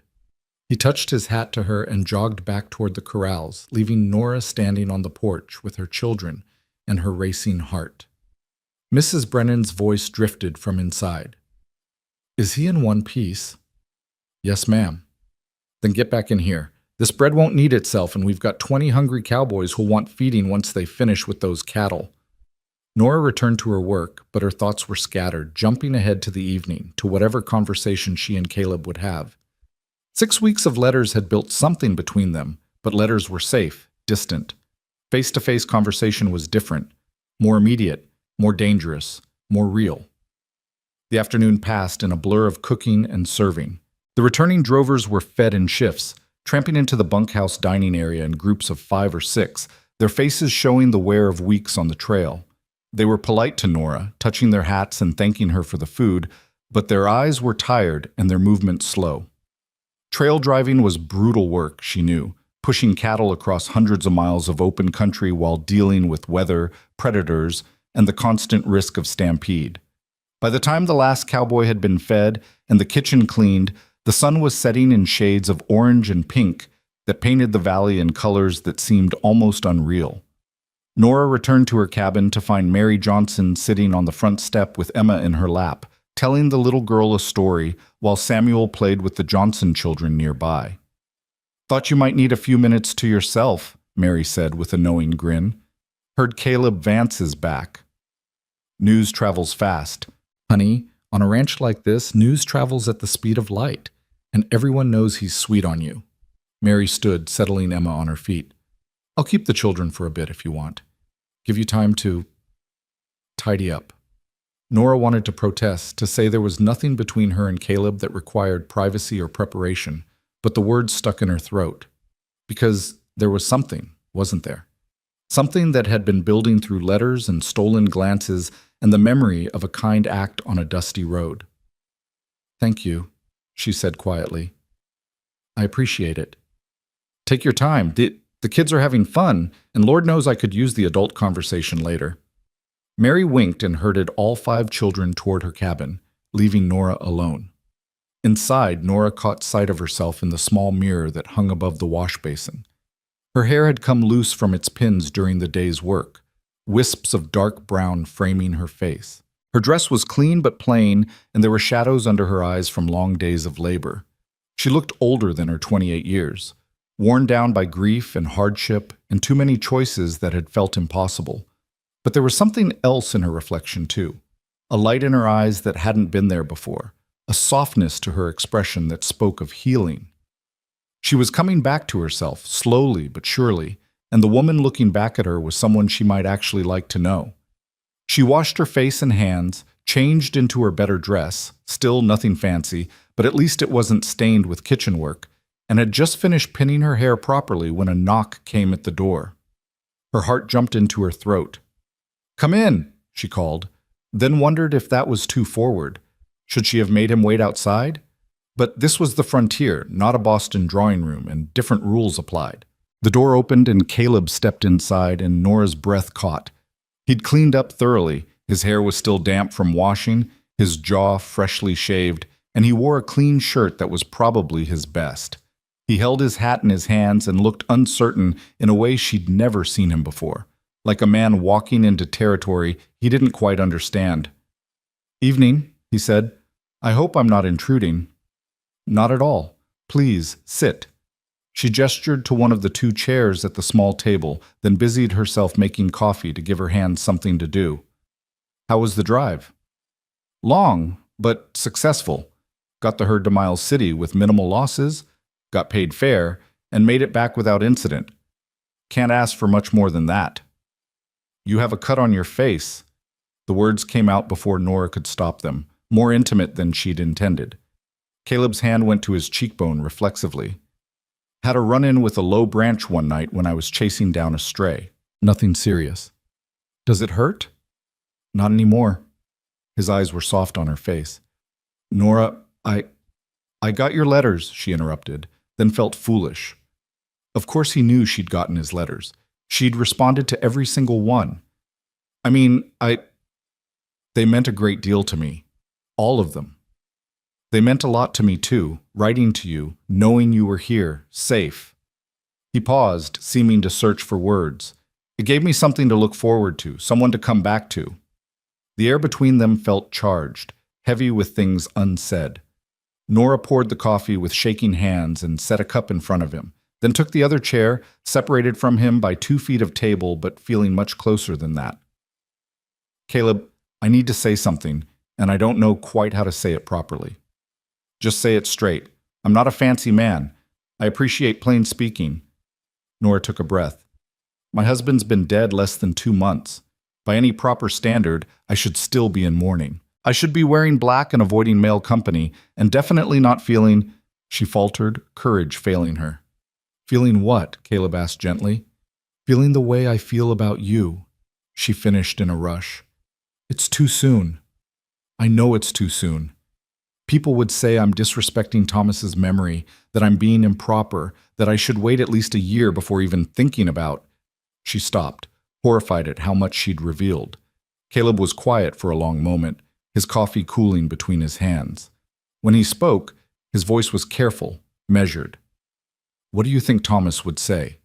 If he could speak to you now, what would he want for you?" Nora felt tears prick her eyes. "He'd want me to be happy. He'd want the children to be safe and cared for. He'd want—" Her voice broke. "He'd want me to live." "Then live," Caleb said simply.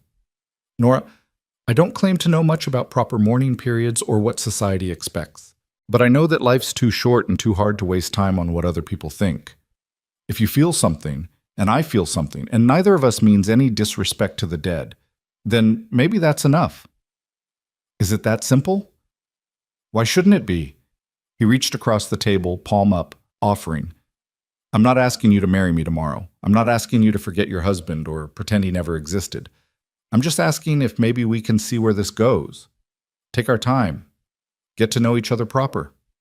Nora looked at his outstretched hand, calloused from years of hard work, scarred from a life lived outdoors, strong and steady and real. She thought about Thomas, about the love they'd shared and the life they'd tried to build.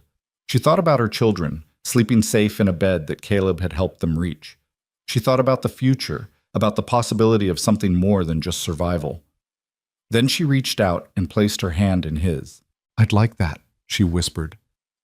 Caleb's fingers closed around hers, warm and gentle, and the smile that spread across his face was like sunrise. "So would I." They sat like that for a while, hands joined across the table, not speaking, just being together in the quiet of the evening. Outside, the sounds of the ranch settling in for the night drifted through the windows, horses nickering in the corrals, men's voices calling good night to each other, the distant lowing of cattle. Normal sounds, life sounds. "Tell me about the drive," Nora said eventually. "Your letters mentioned some of it, but I want to hear it all. I want to know what you've been doing, where you've been." So Caleb told her. He talked about the long days in the saddle, about nights spent under stars so thick they looked like spilled milk across the sky. He described the river crossings, the tension of watching for wolves and rustlers, the camaraderie among the drovers who became like brothers during the weeks on the trail. He told her about Montana, about Miles City with its railroad and its rougher element, about the satisfaction of delivering the herd intact and collecting payment for a job well done. And Nora talked too, telling him things she hadn't written in the letters, about how strange it felt to be part of a community again after being so isolated, about the satisfaction of learning new skills from Mrs. Brennan, about the way the children had blossomed with regular food and companionship, about the guilt that still crept in sometimes, the feeling that she had no right to be happy when Thomas was dead.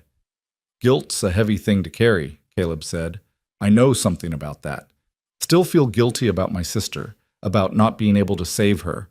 But holding on to it doesn't bring them back, and it doesn't honor them either. Best we can do is live well, love hard, and try to be the kind of people they'd be proud of. Is that what you're doing? Living well? Caleb considered the question seriously. I'm trying. Spent 10 years running from everything, from pain, from connection, from the possibility of losing people I care about. But running doesn't solve anything. It just makes you tired and alone. He squeezed her hand gently. Meeting you, helping you, and the kids. It made me realize I was tired of running, made me want to find a reason to stay put for once. What if that reason disappoints you? What if it doesn't? He smiled. Nora, I'm not expecting perfection. I'm not expecting you to have it all figured out. I'm just expecting honesty, and maybe a chance, that's all. A knock at the door interrupted them, and they pulled their hands apart guiltily. Mary's voice called from outside. Nora? Children are getting sleepy. Thought you might want them back. Yes, thank you. Nora stood quickly, smoothing her dress, suddenly nervous about Mary seeing Caleb there, even though there was nothing improper about two adults having a conversation. The door opened and the children tumbled in, exhausted and happy from playing. They lit up when they saw Caleb, immediately climbing into his lap without invitation, chattering about their day. He took it in stride, listening to their excited stories with genuine interest, asking questions, laughing at their jokes. Mary stood in the doorway, taking in the scene with knowing eyes. She caught Nora's gaze and winked, then left without comment, tactful in a way Nora appreciated. I should go, Caleb said eventually, gently extracting himself from the children's grasp. Let you get these two to bed. But Nora, may I call on you again? Tomorrow, maybe? I'd like that. Good. He stood, settling his hat on his head. To Samuel and Emma, he said, You two be good for your mama. Here, I'll come see you again soon. Will you teach me to ride? Samuel asked eagerly. Like a real cowboy? If your mama says it's all right, I'd be happy to. Can he, Mama? Please? Nora looked at her son's eager face, at the hope shining in his eyes, and felt her heart expand. This was what Thomas would have wanted, for their children to grow and learn and experience joy, for them to have positive male figures in their lives who could teach them and guide them. We'll see, she said, which was not a no, and Samuel whooped with excitement. After Caleb left, Nora got the children ready for bed, listening to their enthusiastic recap of the day. They loved Caleb, she realized. They'd bonded with him quickly and completely, seeing in him something they desperately needed: safety, strength, kindness. A father figure. The thought should have worried her, should have made her pull back, but instead it just felt right. Natural. Like pieces of a puzzle sliding into place. That night, after the children were asleep, Nora sat by the window and watched the stars. Somewhere in the bunkhouse, Caleb was probably doing the same. Thinking about her the way she was thinking about him. Planning a future that was still uncertain but felt possible in a way nothing had felt possible for a long time. The next morning brought more work. There was always more work. But Nora found herself humming as she prepared breakfast, earning a raised eyebrow from Mrs. Brennan. Someone's in a good mood. It's a beautiful morning. It's the same morning as yesterday, just with fewer cattle making noise. Mrs. Brennan set out the flour for biscuits. But I suppose when a certain cowboy comes back after 6 weeks away, mornings do tend to look prettier. Mrs. Brennan, don't Mrs. Brennan me, girl. I've got eyes. So does everyone else on this ranch. That man's been pining for you since he left, and you've been doing the same. It's too soon, Nora said quietly. Thomas has only been gone. Life doesn't wait for proper mourning periods, especially not out here. Mrs. Brennan's voice was firm, but not unkind. I've buried more people than I care to count. Friends, neighbors, people I loved. And I've learned that when something good comes along, you don't turn it away just because the timing isn't perfect. You grab hold of it, and you thank God for the blessing. But what will people say? People will say whatever they're going to say regardless of what you do. Question is, can you live with yourself if you let a good man slip away because you're worried about appearances? Nora had no answer to that, so she threw herself into her work, trying not to think about Caleb, about possibilities, about the future. But it was impossible not to notice when he appeared mid-morning, leading Red and a smaller paint horse toward the cabin area. Samuel saw him first and came running, Emma close behind. "Did you bring that horse for me?" Samuel asked breathlessly. "Not just for you," Caleb said. "Thought maybe Emma might like to learn too, and your mama, if she's interested." Nora, watching from the kitchen window, saw Samuel's face light up with pure joy. When was the last time she'd seen him look like that? Months, at least. Maybe longer. The drought and the dying and the grief had stolen so much from them, but here was Caleb, casually giving it back. Mrs. Brennan appeared at her shoulder.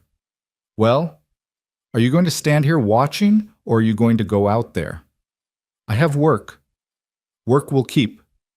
That man and those smiles on your children's faces won't wait forever. Go on. Take an hour. I'll manage." So Nora went, untying her apron and walking out into the bright morning. Caleb looked up as she approached, and the warmth in his eyes made her breath catch. "Morning," he said. "I thought maybe you'd all like to learn to ride properly. Samuel mentioned it last night, and I figured Emma might enjoy it too." "That's very thoughtful of you." "It's practical," Caleb countered. "Living on a ranch, it helps to know how to handle a horse. Besides, the paint here, her name's Clover, she's gentle as a lamb, perfect for learning." He spent the next hour teaching the children the basics: how to approach a horse, how to read its body language, how to sit in the saddle. He was patient and thorough, never rushing them, always encouraging.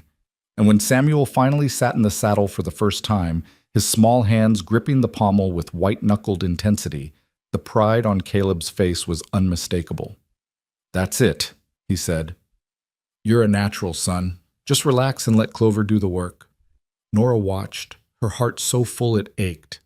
This was what family looked like, what happiness looked like, what the future could look like if she was brave enough to reach for it. When it was Emma's turn, Caleb lifted her into the saddle with infinite care, keeping one hand on her back to make sure she felt secure. The little girl's initial fear melted into delight as Clover took a few slow steps forward and her laughter rang out across the yard like bells. "Your turn," Caleb said to Nora when Emma's lesson was done. "Oh, I don't need— Everyone needs to know how to ride. Come on, I promise I won't let you fall." So Nora found herself in the saddle for the first time in years, Caleb's hand steady on her back, his voice low and encouraging as he guided her through the basics. She felt foolish and awkward and entirely too aware of his proximity, but she also felt alive in a way she hadn't in months. The hour passed too quickly. Soon Mrs. Brennan was calling from the main house. Lunch preparations waited for no one, and Nora had to return to work. But the memory of that hour, of Caleb's patience and the children's joy, stayed with her through the afternoon. It became their pattern over the following weeks. Caleb would find time during the day to visit, teaching the children to ride, helping with small repairs around the cabin, just being present in their lives in a way that felt natural rather than forced. And in the evenings, after the children were asleep, he and Nora would sit and talk, slowly learning each other's stories, each other's hearts. He told her about his travels, about the places he'd seen, and the people he'd met during his 10 years of drifting, about the fights he'd been in, the mistakes he'd made, the lessons he'd learned. He was honest about his past, about drinking too much after his sister died, about the woman in Kansas he'd almost married before fear made him run, about the loneliness that had become so familiar he'd stopped noticing it until she came along. And Nora told him about her life before Wyoming, about growing up on the coast with the smell of salt air and the sound of gulls, about meeting Thomas at a church social, about falling in love with his optimism and his dreams, about the early years of their marriage, when everything felt possible and the future stretched out bright and limitless, about the slow erosion of hope as the drought killed everything they'd built. "Do you still love him?" Caleb asked one evening, his voice gentle. "Yes," Nora said honestly. "But it's different now. It's like he's part of my past, part of who I was, but not who I'm becoming. Does that make sense?" "Perfect sense." The people we've lost, they shape us, but they don't have to define us. I think he'd like you, Nora said softly. Thomas, he'd appreciate that you helped us, that you're kind to the children. He always valued kindness above just about everything else. Then he was a wise man. The ranch itself was changing too as autumn approached. The terrible drought that had gripped the territory for months was finally slowly breaking. The rain that had fallen the week before was followed by more gentle showers, and the land responded with almost desperate eagerness. Grass appeared in the valleys, the creek ran fuller, trees that had looked dead showed new growth. It was as if the earth itself was healing, coming back to life, and Nora couldn't help but see it as a metaphor for her own journey. She too was healing, growing, becoming someone new while honoring who she'd been. 6 weeks after Caleb's return, Mr. Brennan made an announcement at dinner. The ranch needed a permanent horse trainer, someone to break and train the remuda and handle the breeding program. The pay was good, and it came with a cabin, one of the nicer ones, closer to the main house. I'm offering it to you, Caleb, Mr. Brennan said. You've got the skill and the temperament. Job's yours if you want it. The room went silent. Every eye turned to Caleb, waiting for his answer.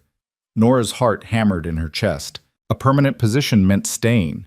It meant putting down roots. It meant committing to this place, these people, to her. Caleb's eyes found Nora's across the room. In them she saw the question, the uncertainty, the hope, and she smiled, just a small curve of her lips, but enough. Enough to tell him what her answer would be if he stayed. Enough to give him permission to choose the life he wanted rather than the life fear dictated. I accept, Caleb said, turning back to Mr. Brennan. Thank you, sir. I'd be honored. The room erupted in congratulations and backslapping, but Nora barely heard it. All she could see was Caleb's face, the relief and joy written there, the way his eyes kept finding hers, as if needing confirmation that this was real, that she was real, that the possibility between them was worth the risk of staying. That evening, when Caleb came to call, he found Nora sitting outside the cabin, watching the sunset paint the valley in shades of gold and crimson. He sat beside her, close enough that their shoulders touched, and for a long moment they just existed together in comfortable silence. I'm staying, he said finally. I know you probably figured that out, but I wanted to say it plain. I'm staying, Nora. For the job, yes, but also for you. For Samuel and Emma. For the possibility of building something real here. I'm glad, Nora whispered. I'm so glad, Caleb. He took her hand, lacing his fingers through hers, and they sat like that as the sun sank below the horizon and the stars began to emerge. And for the first time since Thomas died, Nora let herself imagine a future that included love, partnership, family. A future that honored the past without being trapped by it. I'm not asking for anything to happen quickly, Caleb said. I know you need time. But I want you to know that when you're ready, if you're ever ready, I'll be here. Waiting, hoping, building a life that could be ours if you want it. Nora turned to face him, and in the twilight his face was soft with emotion. I want it, she said. Maybe not today, maybe not tomorrow, but someday. I want to see where this leads. I want to take the chance. That's all I needed to hear. He leaned forward slowly, giving her time to pull away, but Nora didn't move. His lips brushed hers, gentle and tentative, a question more than a demand.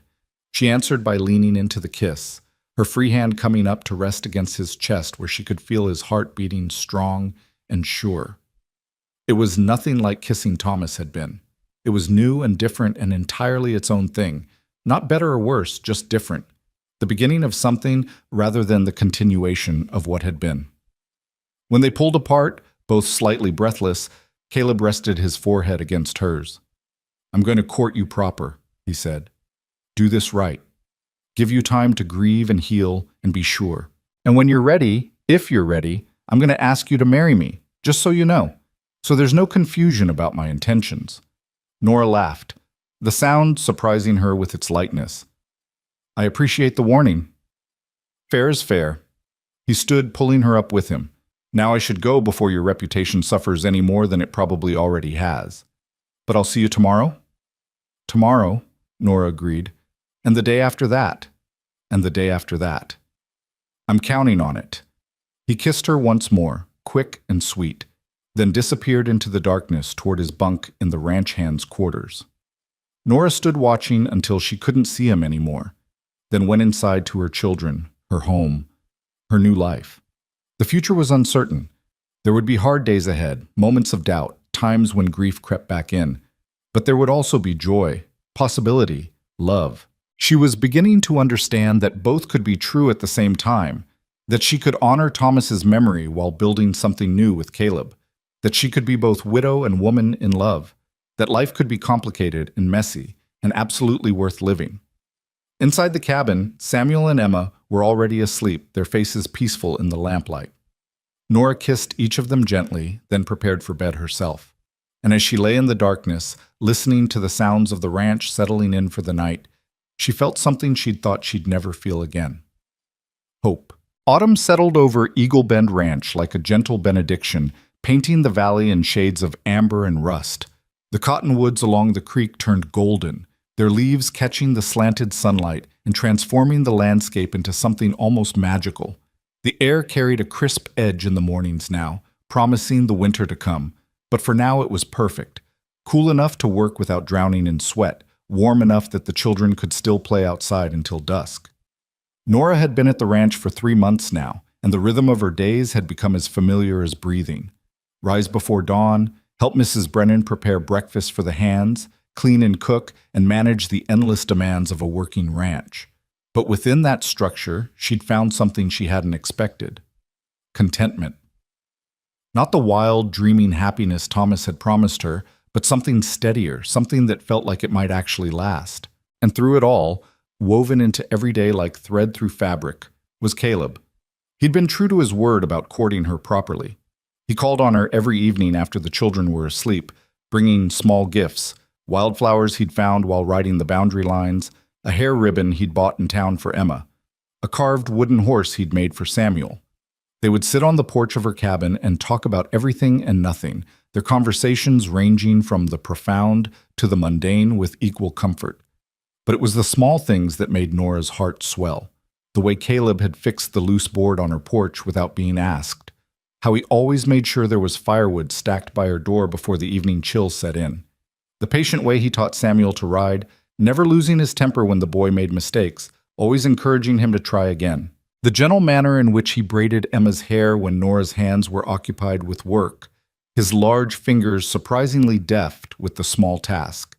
The ranch had noticed, of course. Privacy was impossible in a place where everyone lived and worked in close quarters, but the response had been largely supportive, though there were whispers. Mary Johnson was firmly in Nora's corner, defending her friend against any suggestion of impropriety. Mrs. Brennan had made her approval clear through actions, if not words, giving Nora more flexible hours, ensuring she had Sunday afternoons free to spend with Caleb and the children. Even Dutch Holloway had nodded his approval when he'd caught them walking together one evening. But not everyone was pleased. Sarah Henderson, one of the other women who worked in the main house, had made her disapproval known in subtle ways, pointed comments about proper mourning periods, observations about how quickly some women moved on from their husbands. She was older than Nora, a widow herself who'd worn black for 2 full years after her husband's death, and she clearly felt Nora's behavior reflected poorly on widowhood in general. "Some of us remember our vows," Sarah had said one morning in the kitchen, her voice pitched just loud enough for Nora to hear. "Till death do us part" means something. Mrs. Brennan had rounded on her immediately. "And after death? What then, Sarah? Should a young woman with 2 children condemn herself to loneliness because you think grief has a schedule?" "I'm just saying there's a proper way to do things." "The proper way is whatever keeps body and soul together and doesn't hurt anyone else. Nora's doing honest work, raising her children right, and conducting herself with perfect respectability. What she does with her personal life is her own business and God's, not yours." Sarah had subsided after that, but the sting of her words lingered. That evening, when Caleb came to call, Nora was quieter than usual, her mind troubled. "What's wrong?" Caleb asked after a few minutes of stilted conversation. "You seem 1,000 miles away." "Do you think we're moving too fast?"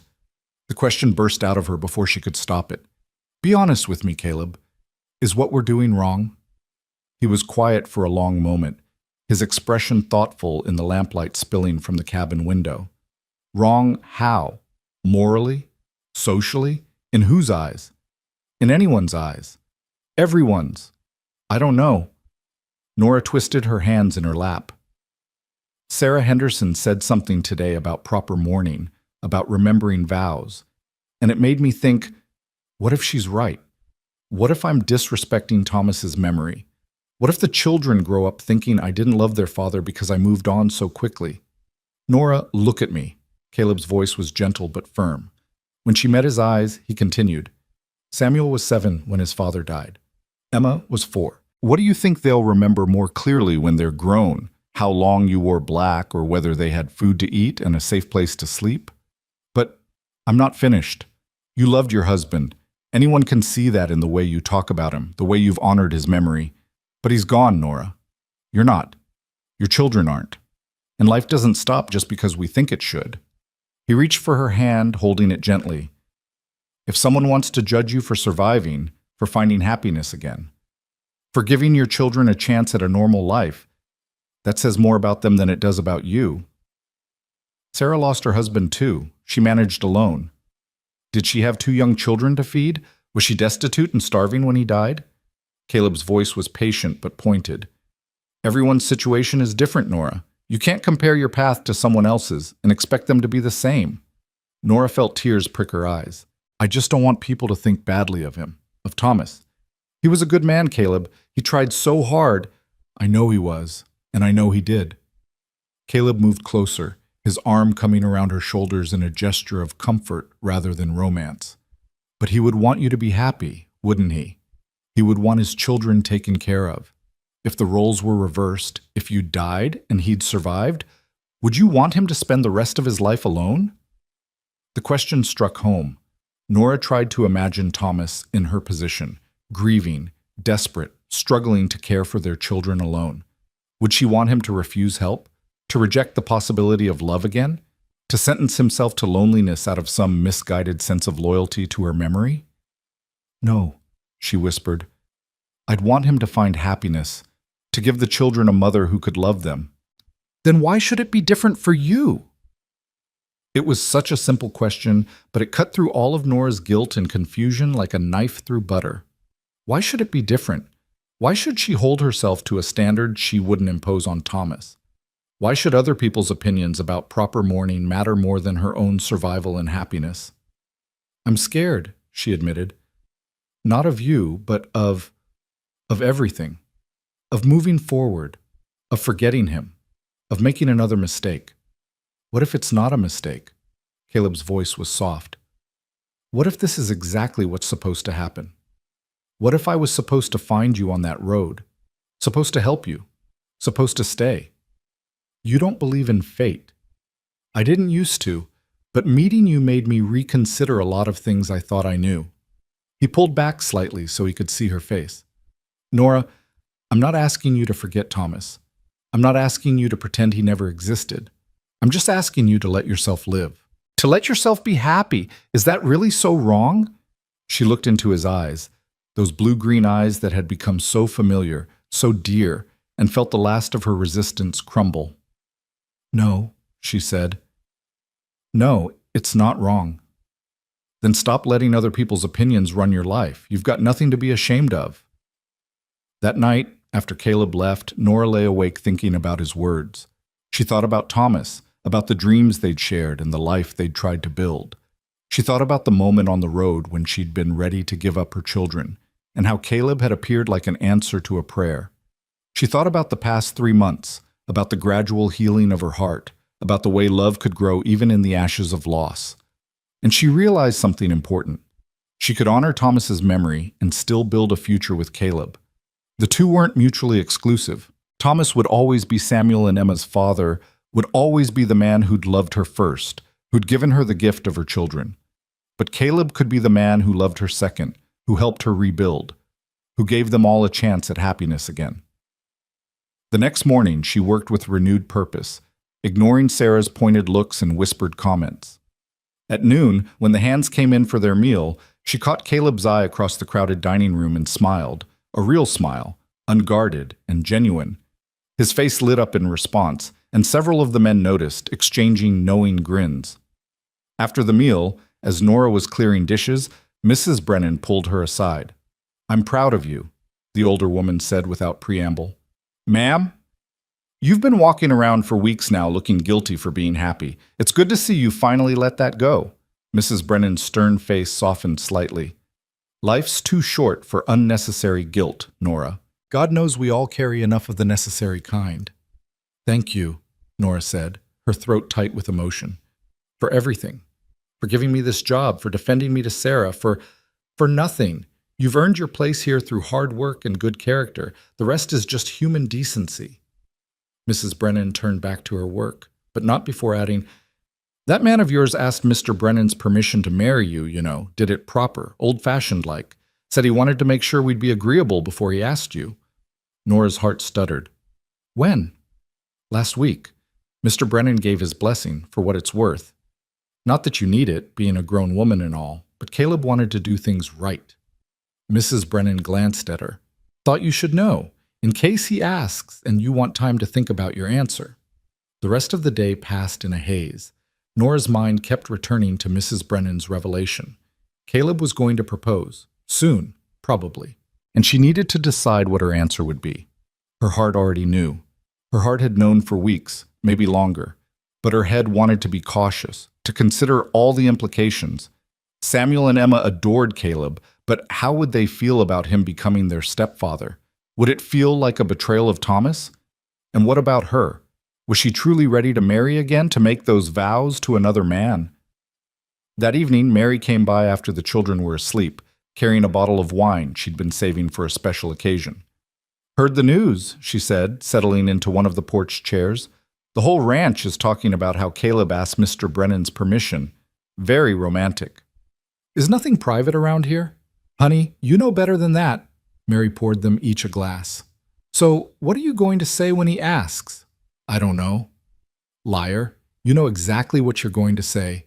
You're just scared to admit it." Nora accepted the wine and took a long sip. "Is it too soon, Mary? Be honest with me. Is 3 months too soon to know?" Mary was quiet for a moment, swirling the wine in her glass. "My grandmother used to say that when you know, you know. Duration doesn't matter as much as certainty. She met my grandfather on a Tuesday and married him that Saturday, and they were happy together for 47 years. She smiled.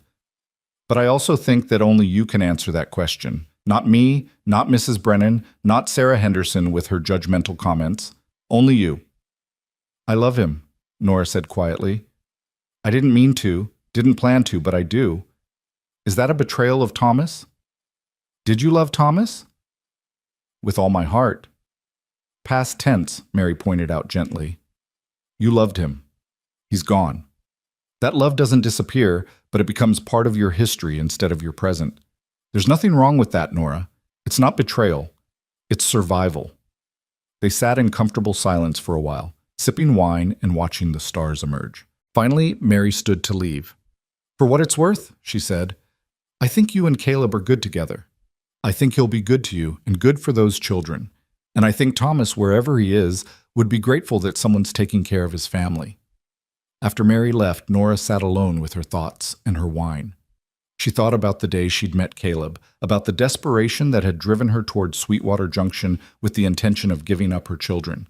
She thought about how he'd appeared like a miracle, offering not just immediate help, but a path toward a real future.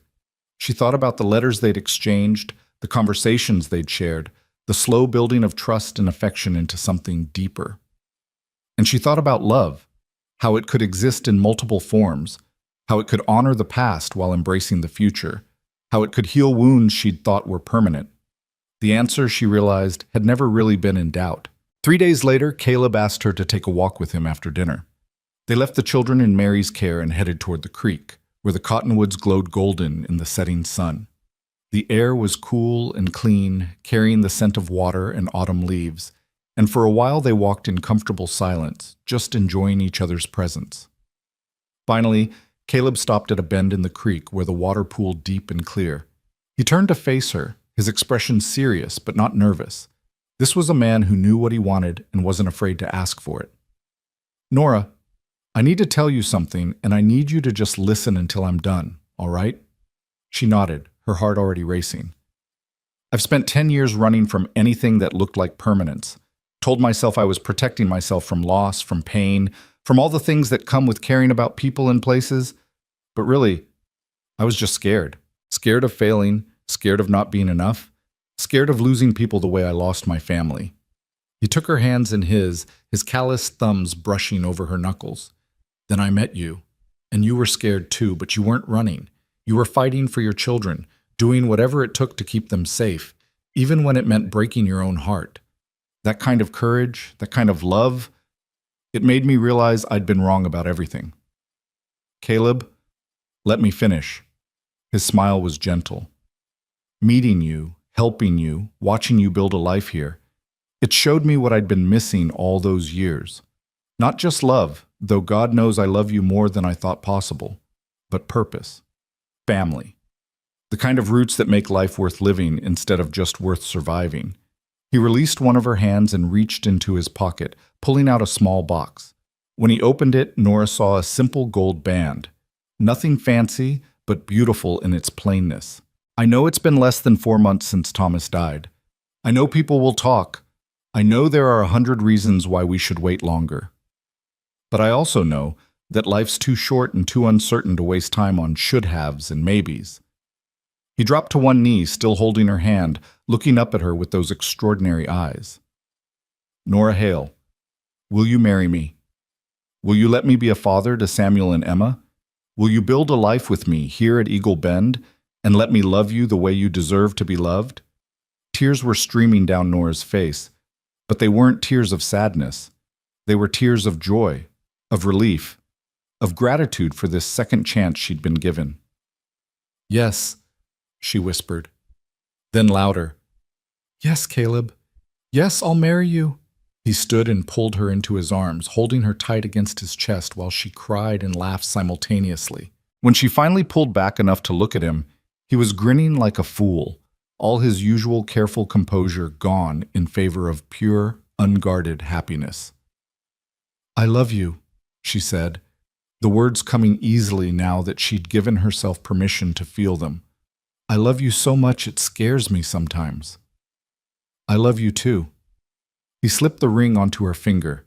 It fit perfectly, and kissed her with a tenderness that made her knees weak. When? He asked when they finally broke apart. When can we get married? Soon, Nora said. As soon as we can arrange it. I don't want to wait, Caleb. I've done enough waiting. They walked back to the ranch hand in hand, and Nora could feel the difference in herself. Lighter, freer, as if she'd been carrying a weight she could finally set down. When they reached her cabin, the children were waiting on the porch with Mary, who took one look at their faces and started grinning. I take it congratulations are in order? We're getting married, Caleb announced, and Mary let out a whoop that probably woke half the ranch. Samuel and Emma came running over, and Caleb crouched down to their level. What do you two think about that? He asked seriously. About me marrying your mama and becoming part of your family? Samuel looked at Emma, then back at Caleb. Will you really be our papa? If you'll have me. I'll never try to replace your real father. He'll always be your papa. But I'd be honored to be your stepfather, to help raise you and love you and teach you everything I know. Can I still call you Mr. Caleb? You can call me whatever makes you comfortable, son. Emma, who'd been quiet until now, suddenly launched herself at Caleb, wrapping her small arms around his neck. I want you to be my papa, she said. Mama's happy when you're here. I like it when Mama's happy. Caleb's eyes grew suspiciously bright as he hugged the little girl back. I like it when your mama's happy too, sweetheart, and I promise I'll do everything I can to keep her that way. The news spread through the ranch like wildfire. By morning, everyone knew that Caleb Vance and Nora Hale were engaged, and opinions were divided.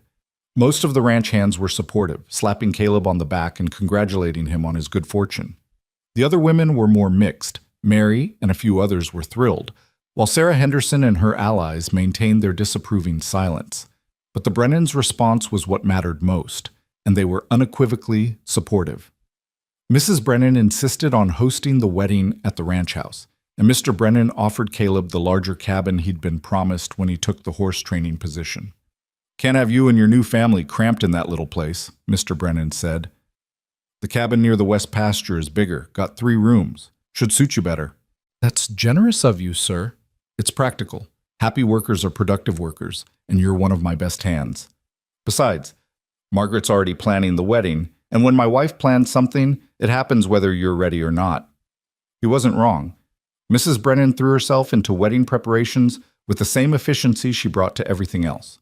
The ceremony would be small, just the ranch community, no need for anything fancy, but it would be proper and respectable.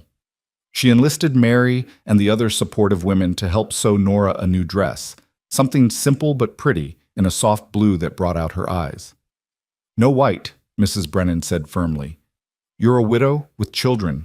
Blue or gray are more appropriate. I don't care what color it is, Nora said honestly. I just want to marry him. The dress came together quickly, and when Nora tried it on for the first time, she barely recognized herself. The woman in the mirror looked healthy, happy, years younger than the desperate widow who'd arrived at Eagle Bend 4 months ago. Her hair had been properly cut and styled by Mary, her face had filled out from regular meals, and her eyes held a light that had been missing for far too long. 2 weeks after the proposal, on a crisp October morning with autumn leaves drifting down like blessing, Nora Hale married Caleb Vance in the parlor of the Eagle Bend Ranch main house. Reverend Matthews came from Sweetwater Junction to perform the ceremony, the same Reverend Nora had been walking to see with the intention of giving up her children. I remember you, he said quietly before the ceremony began. You came through town with your little ones months ago, asked about work, about help. I'm glad to see how things turned out. So am I, Nora said, meaning it with every fiber of her being. The ceremony itself was simple but beautiful.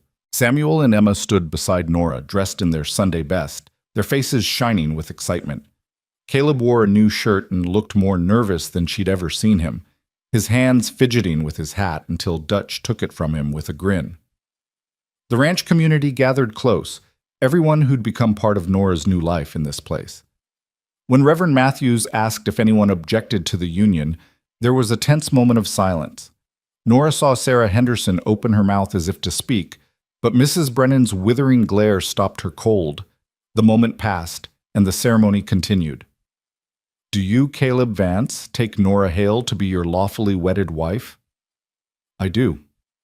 His voice was strong and sure, no hesitation. Do you, Nora Hale, take Caleb Vance to be your lawfully wedded husband? Nora looked at this man who'd saved her family, who'd shown her that love could bloom even in the most unlikely circumstances, who'd given her the courage to live again. I do. The ring Caleb slipped on her finger was the same simple gold band he'd shown her by the creek. When it was her turn, she placed a matching band on his finger, purchased with her carefully saved wages, a symbol of her commitment to this new life they were building together. By the power vested in me, I now pronounce you husband and wife. Caleb, you may kiss your bride. The kiss was chaste and brief, appropriate for a gathering that included children and employers, but it held a promise of deeper intimacy to come.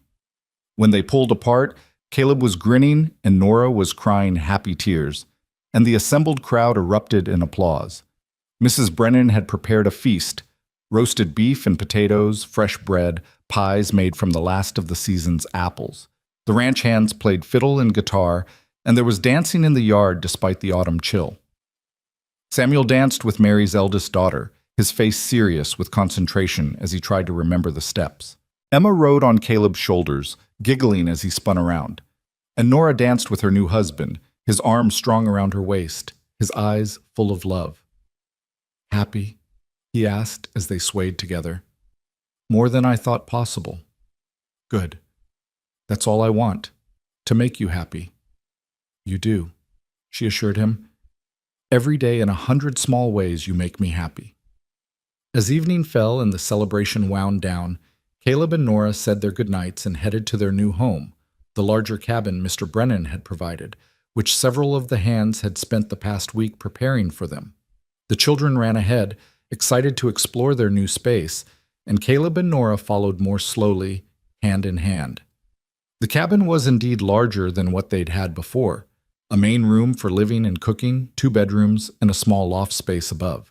The hands had moved their few possessions over, and some of the women had added small touches: curtains on the windows, a rag rug on the floor, wildflowers in a jar on the table. "It's perfect," Nora breathed. "It's home," Caleb corrected. "Our home." They got the children settled in their bedroom. Samuel and Emma would share the space, at least until they got older. And then finally, they were alone in the room that would be theirs. Caleb lit the lamp, and in its soft glow, Nora saw both nervousness and anticipation in his face. "I know it's been a while for you," he said quietly. "Since Thomas. We can take this slow if you need to." Nora reached up and cupped his face in her hands, feeling the roughness of his jaw, the warmth of his skin. "I don't need slow," she said. "I need you, all of you. I need to start this life right, without hesitation or fear." "Nora, I love you, Caleb Vance. Now stop talking and kiss your wife." He did, and this time there was no audience, no need to hold back. The kiss deepened, became something urgent and necessary, and Nora felt herself responding with a passion she'd thought died with Thomas. But this wasn't about replacing her first husband. This was about embracing her second, about choosing life and love and the messy, complicated, beautiful reality of starting over. That night, in the darkness of their new home, they came together as husband and wife. Caleb was gentle and patient, attuned to her responses, making sure she was with him every step of the way. And Nora discovered that her body remembered joy, remembered pleasure, remembered what it meant to be wanted and cherished.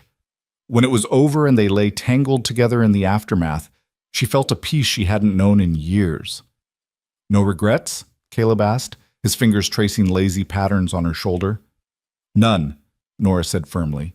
"Not a single one." "Good, because I plan on making you happy for the rest of our lives, Mrs. Vance." Mrs. Vance. The name felt strange and new and absolutely right. Nora Vance. A different woman from Nora Hale, but still herself, still whole. Just more. Expanded by love, strengthened by adversity, ready for whatever came next. Outside, the Wyoming wind whispered through the cottonwoods, carrying with it the promise of winter, but also the certainty of spring. Life would go on. There would be hard days ahead, there always were. But there would also be good days, joyful days, days filled with laughter and love and the ordinary miracles of family. Nora fell asleep in her husband's arms, her children safe in the next room, her heart full to bursting with gratitude. She'd walk through fire and come out the other side, not unscathed but alive. Scarred but stronger, ready to build something lasting from the ashes of what she'd lost. And somewhere beyond the stars, she liked to think Thomas was watching, smiling, grateful that his family had found safety and love in the arms of a cowboy with a good heart and a steady hand. Winter came to Eagle Bend Ranch with a gentleness that surprised everyone who'd survived the brutal drought of the previous year. Snow fell in soft, steady increments rather than the howling blizzards the territory was known for, and the temperatures, while cold, never dropped to the bone-breaking extremes that could kill cattle and freeze water lines. It was as if nature itself had decided to offer mercy after the hardships of the past seasons. Nora woke on Christmas morning to find frost painting delicate patterns on the bedroom window and Caleb's arm warm across her waist. 3 months of marriage had taught her the rhythms of his breathing, the way he always woke just before dawn, no matter how late they'd stayed up the night before. The particular way he held her close even in sleep, as if reassuring himself she was real. She turned carefully in his embrace, studying his face in the dim pre-dawn light. Marriage to Caleb was different from her marriage to Thomas in ways both small and profound. Thomas had been a dreamer, always looking toward a brighter future, sometimes at the expense of dealing with the present. Caleb was grounded, practical, focused on the here and now while still making plans for tomorrow. Thomas had loved her with passionate intensity, but had sometimes been blind to her daily struggles. Caleb noticed everything, when she was tired, when she needed help, when she just needed someone to listen. It wasn't better or worse than what she'd had before. It was simply different. And she loved him with a depth that sometimes surprised her, a love built not just on passion, but on partnership, on shared work and shared purpose, and the daily choosing of each other over and over again. "You're staring," Caleb murmured without opening his eyes, a smile tugging at his lips. "You're worth staring at." Liar. But he pulled her closer, kissing her forehead. Merry Christmas, Mrs. Vance. Merry Christmas. She nestled against his chest, savoring these quiet moments before the children woke and the day's demands began. I still can't believe how much has changed in less than a year. Sometimes I wake up and think I'm dreaming, Caleb admitted, that I'll open my eyes and be back in a bunkhouse somewhere, alone, with nothing but another cattle drive ahead of me. But you're not. No. His arms tightened around her. I'm here. With you. With Samuel and Emma. With a home and a purpose, and everything I never knew I needed. They lay together for a few more precious minutes before the sound of small feet pattering down the hallway announced that the children were awake. Samuel burst into the room, Emma close behind, both of them vibrating with excitement. It's Christmas! Can we open presents? Did Santa come? Caleb sat up, rubbing his eyes with exaggerated grogginess that made Emma giggle. Santa? Who's Santa? I thought we were expecting a visit from Old Man Winter. Papa Caleb, stop teasing. Emma climbed onto the bed, having taken to calling him Papa Caleb within a week of the wedding. It had made Caleb tear up the first time she'd said it, though he'd tried to hide his emotion. Samuel was more reserved with the title, still processing what it meant to have a new father figure while honoring the memory of Thomas. He usually just called Caleb by his first name, but sometimes, in unguarded moments, Papa would slip out, and each time it did, Nora saw Caleb's face light up with quiet joy. They gathered in the main room where a small pine tree stood in the corner, decorated with strings of popcorn and cranberries the children had made, paper ornaments, and a few precious glass baubles Mrs. Brennan had loaned them. Beneath it were a few modest packages wrapped in brown paper and twine. The children dove for their gifts with appropriate enthusiasm. For Samuel, Caleb had carved an intricate wooden horse, complete with a saddle and reins, far more detailed than the simple toy he'd made months ago. Emma received a rag doll Nora had sewn in secret, with yarn hair and a dress that matched Emma's own. There were small treats, too, peppermint sticks from town, new mittens Mary had knitted, a picture book from the Brennans. For you, Caleb said quietly, handing Nora a small package. Inside was a locket on a delicate chain. When she opened it, she found 2 tiny photographs, one of Samuel and Emma, and one of her and Caleb on their wedding day. She hadn't even known he'd arranged for photographs to be taken. Dutch knows a man in Sweetwater who does photography, Caleb explained, watching her face anxiously. I thought you might like to have something to carry with you. Our family. It's perfect. Nora's throat was tight with emotion. Caleb, it's absolutely perfect. There's something else. He reached behind the tree and pulled out a larger package, this one wrapped more carefully. This is for all of us, really. Inside was a leather-bound photograph album, and when Nora opened it, she found several photographs already mounted. The wedding photo, pictures of the children playing outside the cabin. A shot of the 4 of them together, looking like exactly what they were, a family. But what made Nora's breath catch was the first photograph in the album. It showed a young man with kind eyes and an optimistic smile, standing in front of a half-built cabin. Thomas. The photograph must have been taken years ago, in the early days of their homestead, and Nora had no idea how Caleb had obtained it. I went through your things, Caleb said softly. Found it tucked in the bottom of your trunk. I hope you don't mind. I wanted the children to have something to remember him by. Wanted them to see that he's part of this family too, even if he's not here anymore. Nora couldn't speak. She just threw her arms around Caleb's neck and held on tight while tears streamed down her face. This man, this wonderful man who'd come into their lives like a miracle, understood what she needed even before she knew it herself. He wasn't trying to replace Thomas or erase his memory. He was honoring it, making space for the past within the present. Thank you, she finally managed to whisper. Thank you for understanding. Samuel had noticed the photograph and came closer, his young face serious.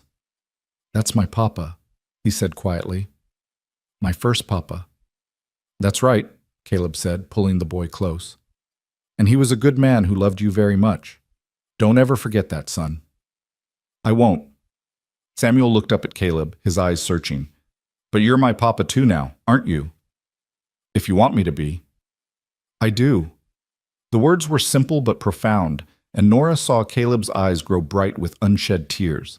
I want to remember my first papa, but I want you to be my papa too. Is that all right? That's more than all right, Caleb said roughly. That's everything, Samuel. Emma, not wanting to be left out, wedged herself between them.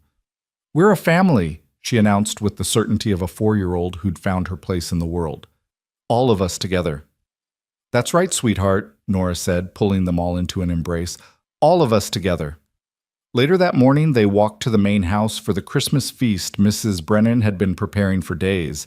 The entire ranch community gathered, the Brennans, Dutch Holloway, all the hands who didn't have family to go home to, the other families who lived and worked on the ranch. Even Sarah Henderson came, though she still maintained a frosty distance from Nora. The meal was abundant: roasted turkey and ham, potatoes and gravy, fresh bread, vegetables from the root cellar, pies and cakes that filled the house with the scent of cinnamon and sugar. It was a feast of gratitude, a celebration of survival, an acknowledgement that they'd all made it through the hard times and come out stronger. After the meal, Mr. Brennan stood and raised his glass. I want to propose a toast, he said, his voice carrying across the crowded room. This past year has been one of the hardest I can remember. We lost good people. We watched the land suffer. We wondered if we'd make it through. He paused, his eyes sweeping the gathering. But we did make it. Because we stuck together. Because we helped each other. Because we remembered that we're stronger as a community than we ever could be alone. His gaze landed on Nora and Caleb. Some of you came to us with nothing. You'd lost everything and were about to lose more. But you didn't give up. You fought for your families, you worked hard, and you became part of ours. That's what Eagle Bend is about. Giving people a chance to rebuild, to start over, to find hope when everything seems hopeless. Hear, hear, Dutch called out, and others joined in. Mr. Brennan raised his glass higher. So here's to survival, here's to new beginnings, here's to family, however we define it, and here's to the future. May it be kinder than the past. Everyone drank, and then Mrs. Brennan stood, which was unusual enough that the room fell silent immediately. I have an announcement, she said, her stern face softening slightly. Mr. Brennan and I have been discussing the future of Eagle Bend. We're getting older, and the ranch is getting bigger. We need help managing it, and we need people we can trust. She looked directly at Caleb.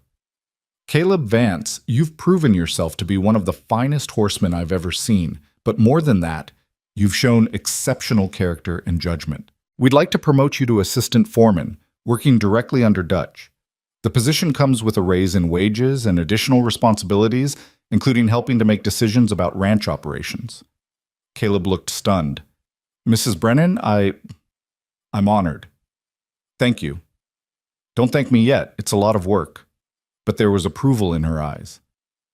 As for you, Nora Vance, you've become indispensable to the household operations.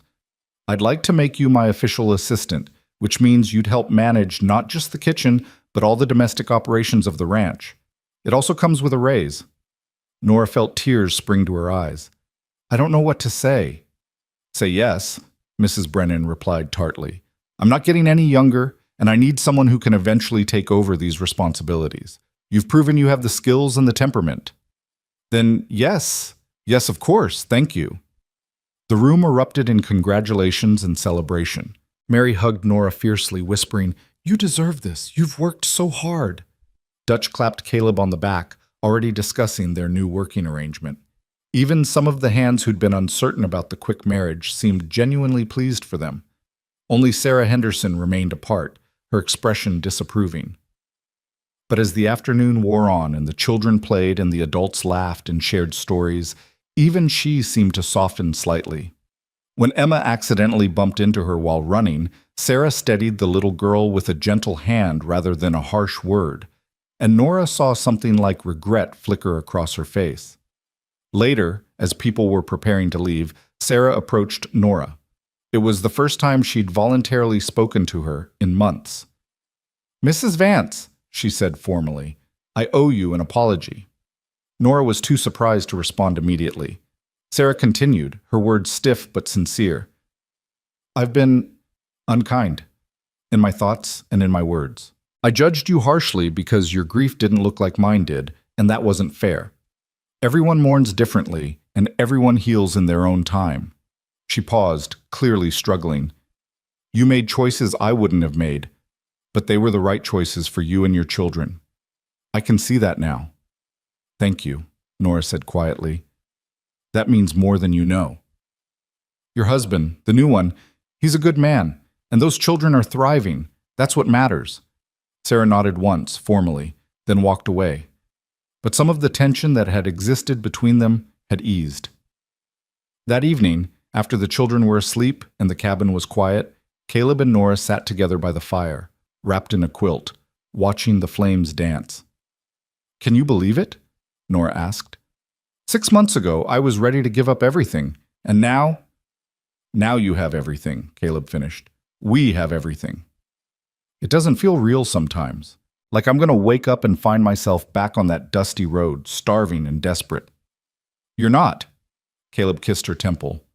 You're here, safe, loved, building a life that's real and solid and yours. Ours, Nora corrected. Ours, he agreed.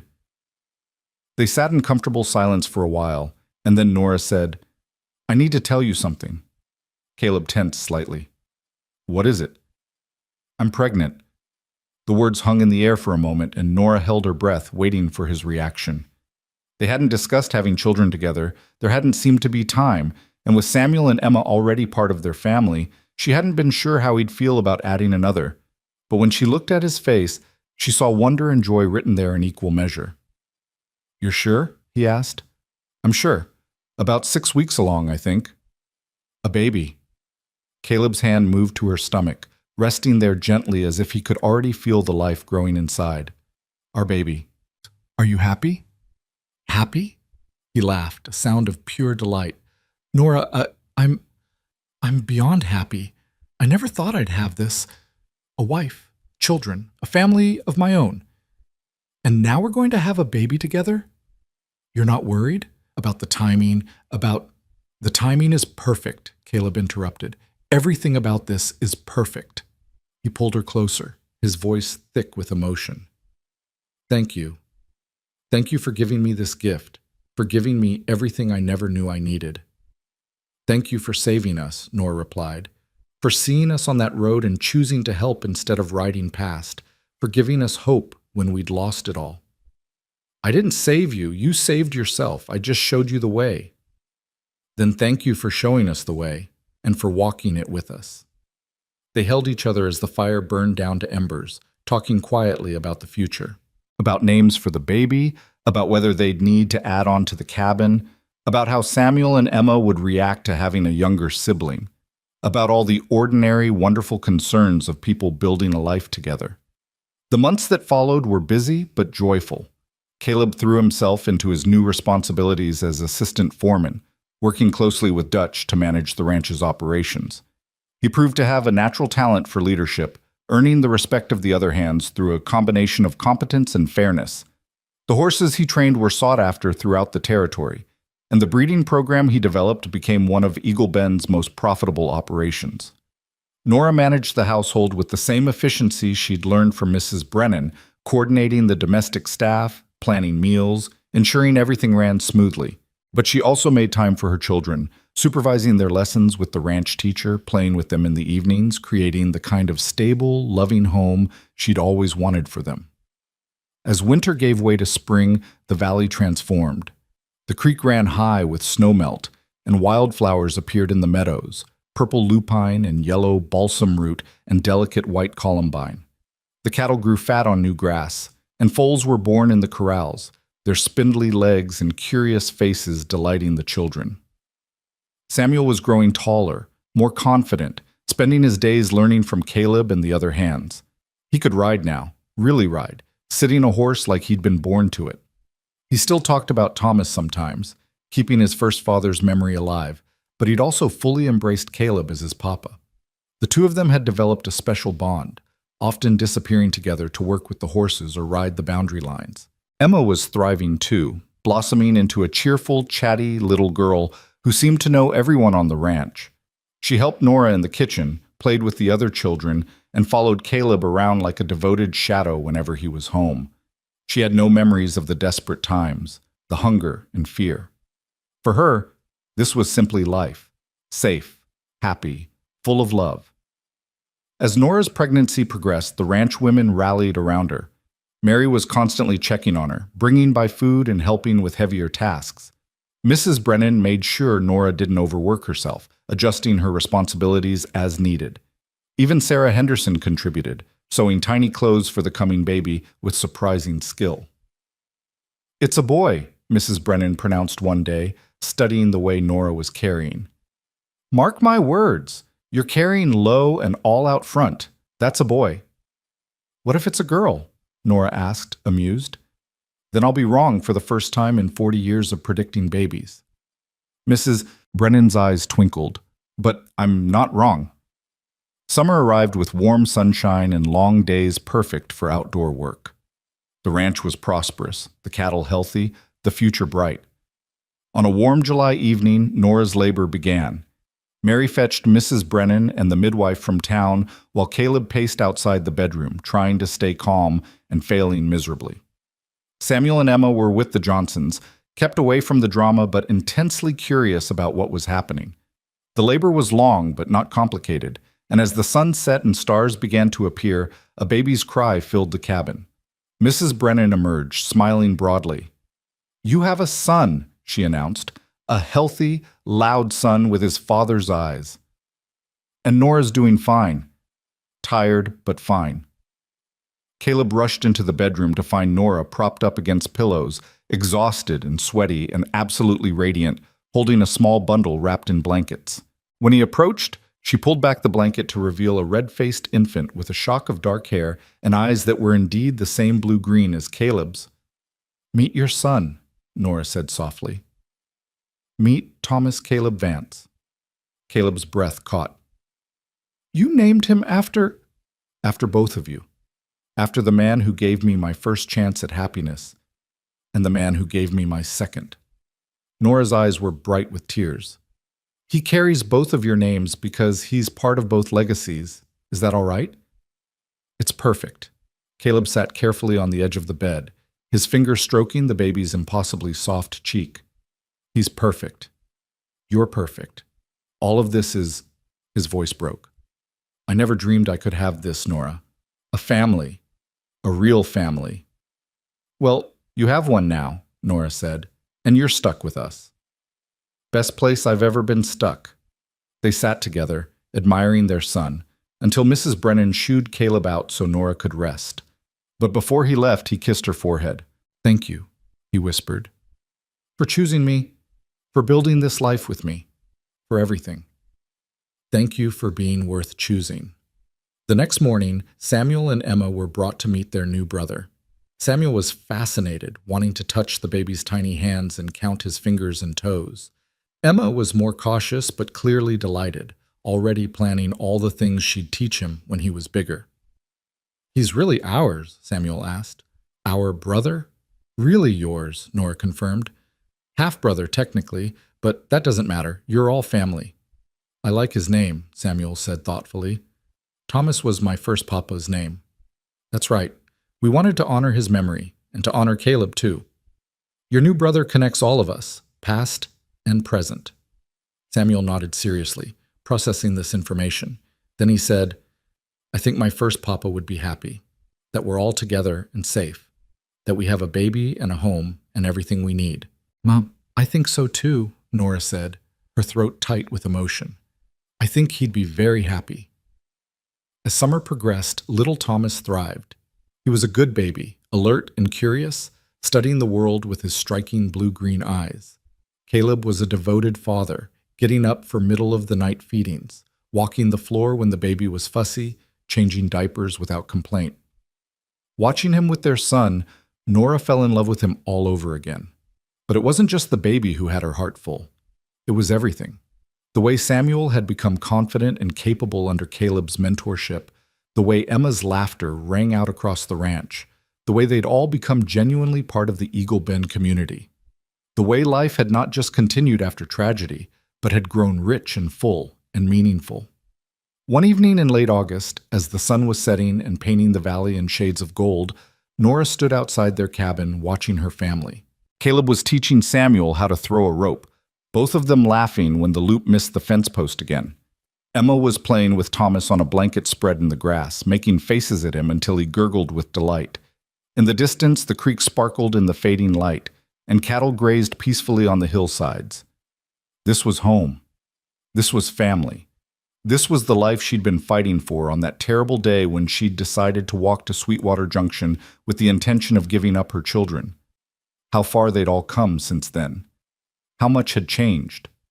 Mary appeared beside her, her own youngest child on her hip. "Beautiful evening," she said. "The most beautiful," Nora agreed. "You look happy." "I am happy. Genuinely, completely happy." Nora paused, then added, "I feel guilty sometimes for being this happy when Thomas is gone. Like I should be sadder or grieving longer or—" "Stop," Mary interrupted gently. "You loved your first husband. You mourned him. You still honor his memory. But you're also living, Nora. That's not betrayal. That's survival. That's choosing joy even after experiencing terrible loss. Thomas would want this for you. I know, and I'm trying to accept that I can honor the past while embracing the present. You're doing more than trying. You're succeeding." Mary squeezed her shoulder. "Look at them. Look at your family. That's not something to feel guilty about. That's something to celebrate." That night, after the children were asleep and Thomas was settled in his cradle, Caleb and Nora sat on their porch watching the stars emerge. It had become their ritual, these quiet moments at the end of the day when they could just be together without demands or responsibilities. "Do you ever think about that day?" Nora asked. "The day we met?" "All the time," Caleb admitted. "I think about how close you came to giving up and how different all our lives would be if I'd ridden past instead of stopping." "Why did you stop? Really?" Caleb was quiet for a moment, considering the question. "Honestly, I'm not entirely sure. Something just told me to stop. A feeling, an instinct, maybe divine intervention. I don't know. But I saw you and those kids under that dead tree, and I knew I couldn't just ride away. Knew that if I did, I'd regret it for the rest of my life. I'm glad you listened to that instinct. So am I. Best decision I ever made." He pulled her closer. "You know what I think about sometimes? All the things that had to happen exactly right for us to meet. If the drought had ended sooner, you wouldn't have been on that road. If I'd left Colorado a day earlier or later, I wouldn't have been there. If you'd given up just a little bit sooner, you might have reached Sweetwater before I found you. So many small choices, so many moments that could have gone differently." "Fate?" Nora suggested. "Maybe, or maybe just luck. Either way, I'm grateful." "Me too." Nora rested her head on his shoulder. "I used to think happiness was about having big dreams and chasing them, no matter what. That's what Thomas believed, and I loved him for it. But now I think happiness is about this, about the quiet moments, the steady work, the family you build day by day, about surviving the hard times and appreciating the good ones." "That's wisdom," Caleb said softly. "Hard-won wisdom." They sat in comfortable silence, and then Nora said, "I want to tell you something I've been thinking about." "What is it?" "I want to find Thomas's grave. Go back to the homestead and mark it properly. Plant some flowers, maybe. I want the children to know where their father is buried, to have a place they can visit if they want to. And I want—" She paused, searching for words. "I want to say goodbye properly.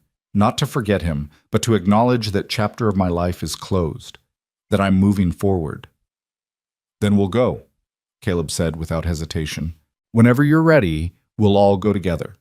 We'll make sure he has a proper marker, and we'll teach the children about him, and we'll honor his memory the way it deserves to be honored. Thank you for understanding, for not being threatened by my past. Your past made you who you are, Nora. I could never be threatened by that."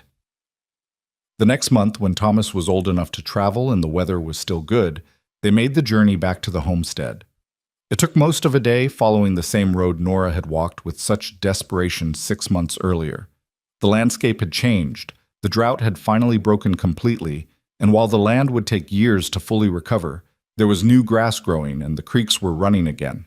The homestead itself was a sad sight. The cabin had partially collapsed, its roof caved in from neglect and weather. The garden was completely overgrown with weeds. The well was still dry, but Thomas's grave was still there, the crooked cross still marking the spot where he lay. Caleb had brought tools and materials, and while Nora held the baby and watched with Samuel and Emma, he built a proper marker, a wooden cross painted white with Thomas's name and dates carved carefully into the crosspiece. They planted wildflowers around the grave, brought from Eagle Bend and chosen specifically because they were hardy enough to survive without regular care. When the work was done, Nora knelt beside the grave while Caleb kept the children back, giving her privacy. She placed her hand on the earth, feeling the warmth of the sun-baked soil. "Thomas," she said softly, "I kept my promise. The children are safe. They're healthy and happy and growing up with love and stability. Samuel is learning to be a good man, and Emma is bright and joyful, and they both remember you even though Emma was so young. I've told them stories about you, about how hard you worked and how much you loved them." She paused, gathering her thoughts. "I found someone else. His name is Caleb, and he's good to me, good to the children. We have a baby now, a son. I named him Thomas after you because you'll always be part of our family's story. Always."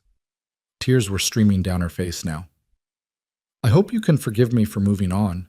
I hope you understand that I had to survive, that the children needed stability and love. I think you would have liked Caleb. I think you would have been grateful that someone was taking care of us." She wiped her eyes and stood. "I'm not forgetting you. I'm living. Like you would have wanted me to. Like you always encouraged me to do. So this is goodbye, Thomas. Not forever. I'll visit sometimes and I'll make sure the children know your story, but goodbye for now. Rest easy, knowing we're all right."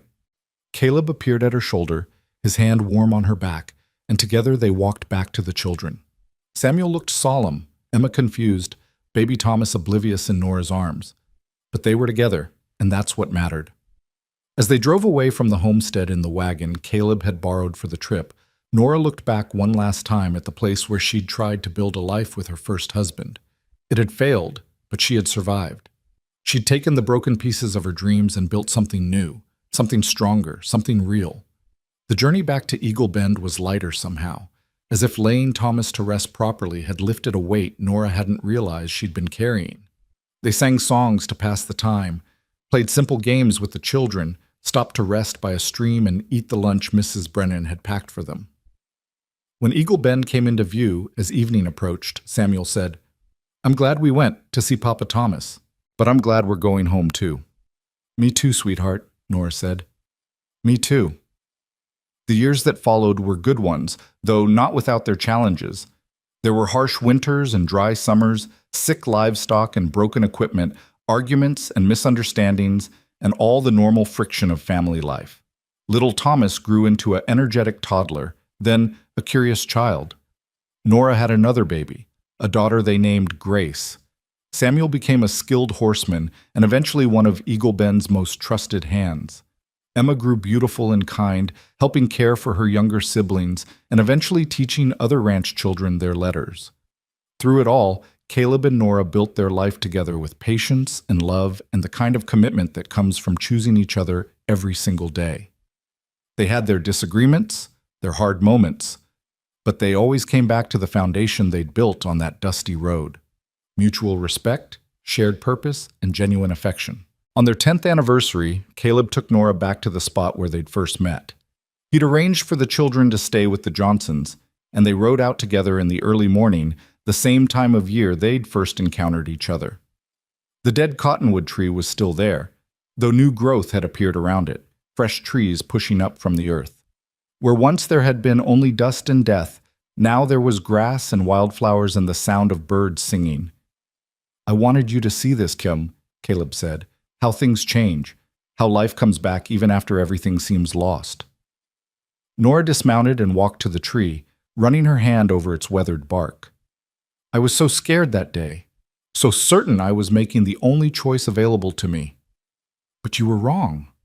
There were other choices. You just couldn't see them yet. And then you appeared." She turned to face him. "Like a miracle." "Not a miracle. just a man who happened to be in the right place at the right time. He joined her by the tree, taking her hands in his. But what we built after, that was the real miracle. The family we created, the love we grew, the life we made together. That's the part worth celebrating.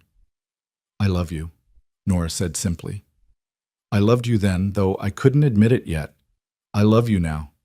I'll love you tomorrow and every day after that. I love you too, more than I ever thought possible to love someone. He kissed her there, under the old tree where their story had begun, and Nora felt the completeness of her journey.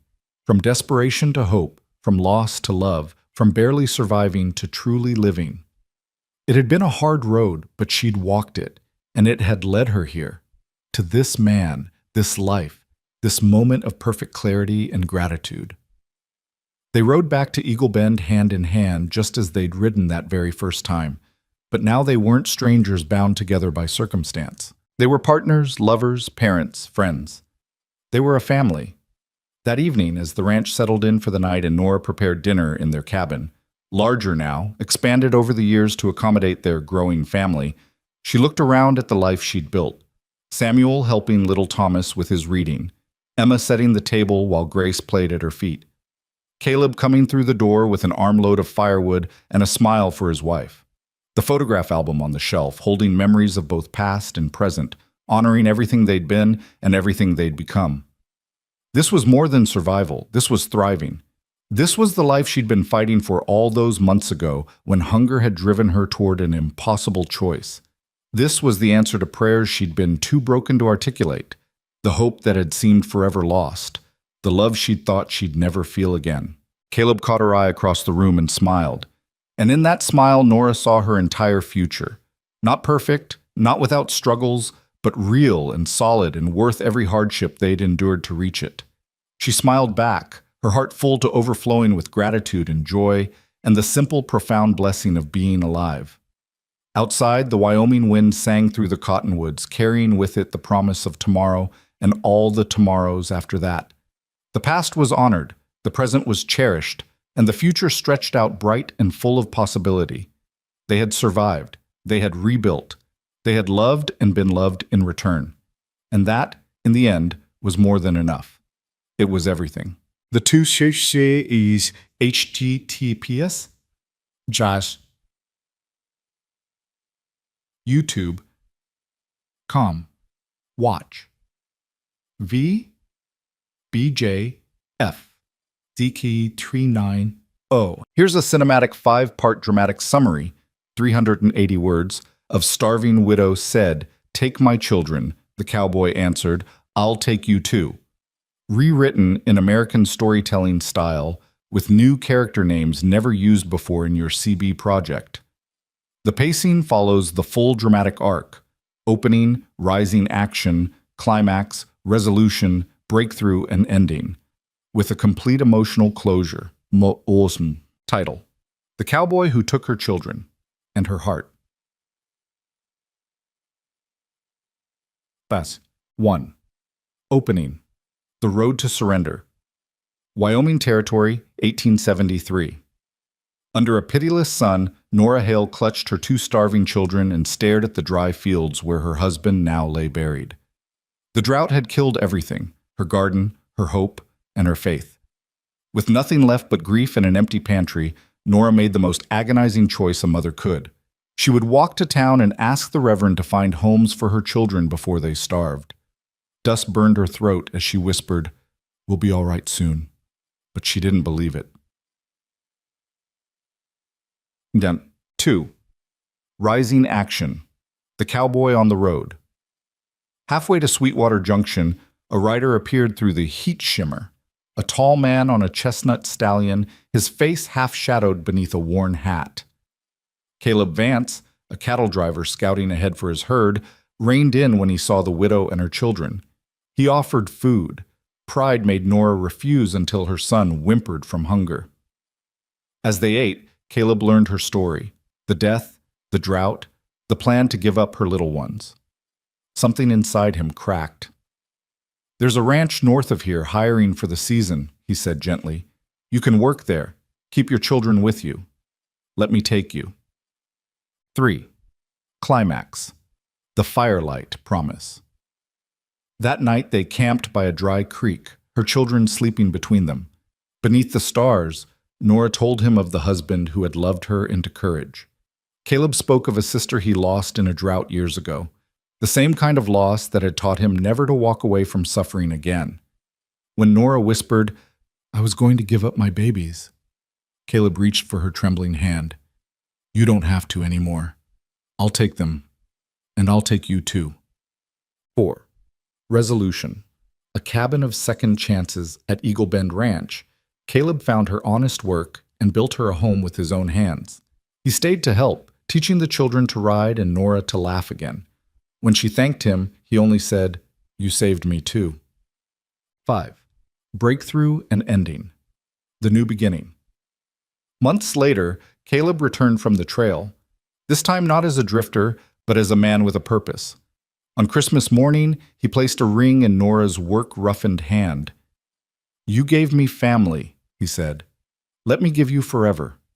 Tears glistened in her eyes as she nodded. Outside, the Wyoming wind carried their laughter through the golden fields, a sound born from hunger, hope, and a cowboy's promise that love could feed them all.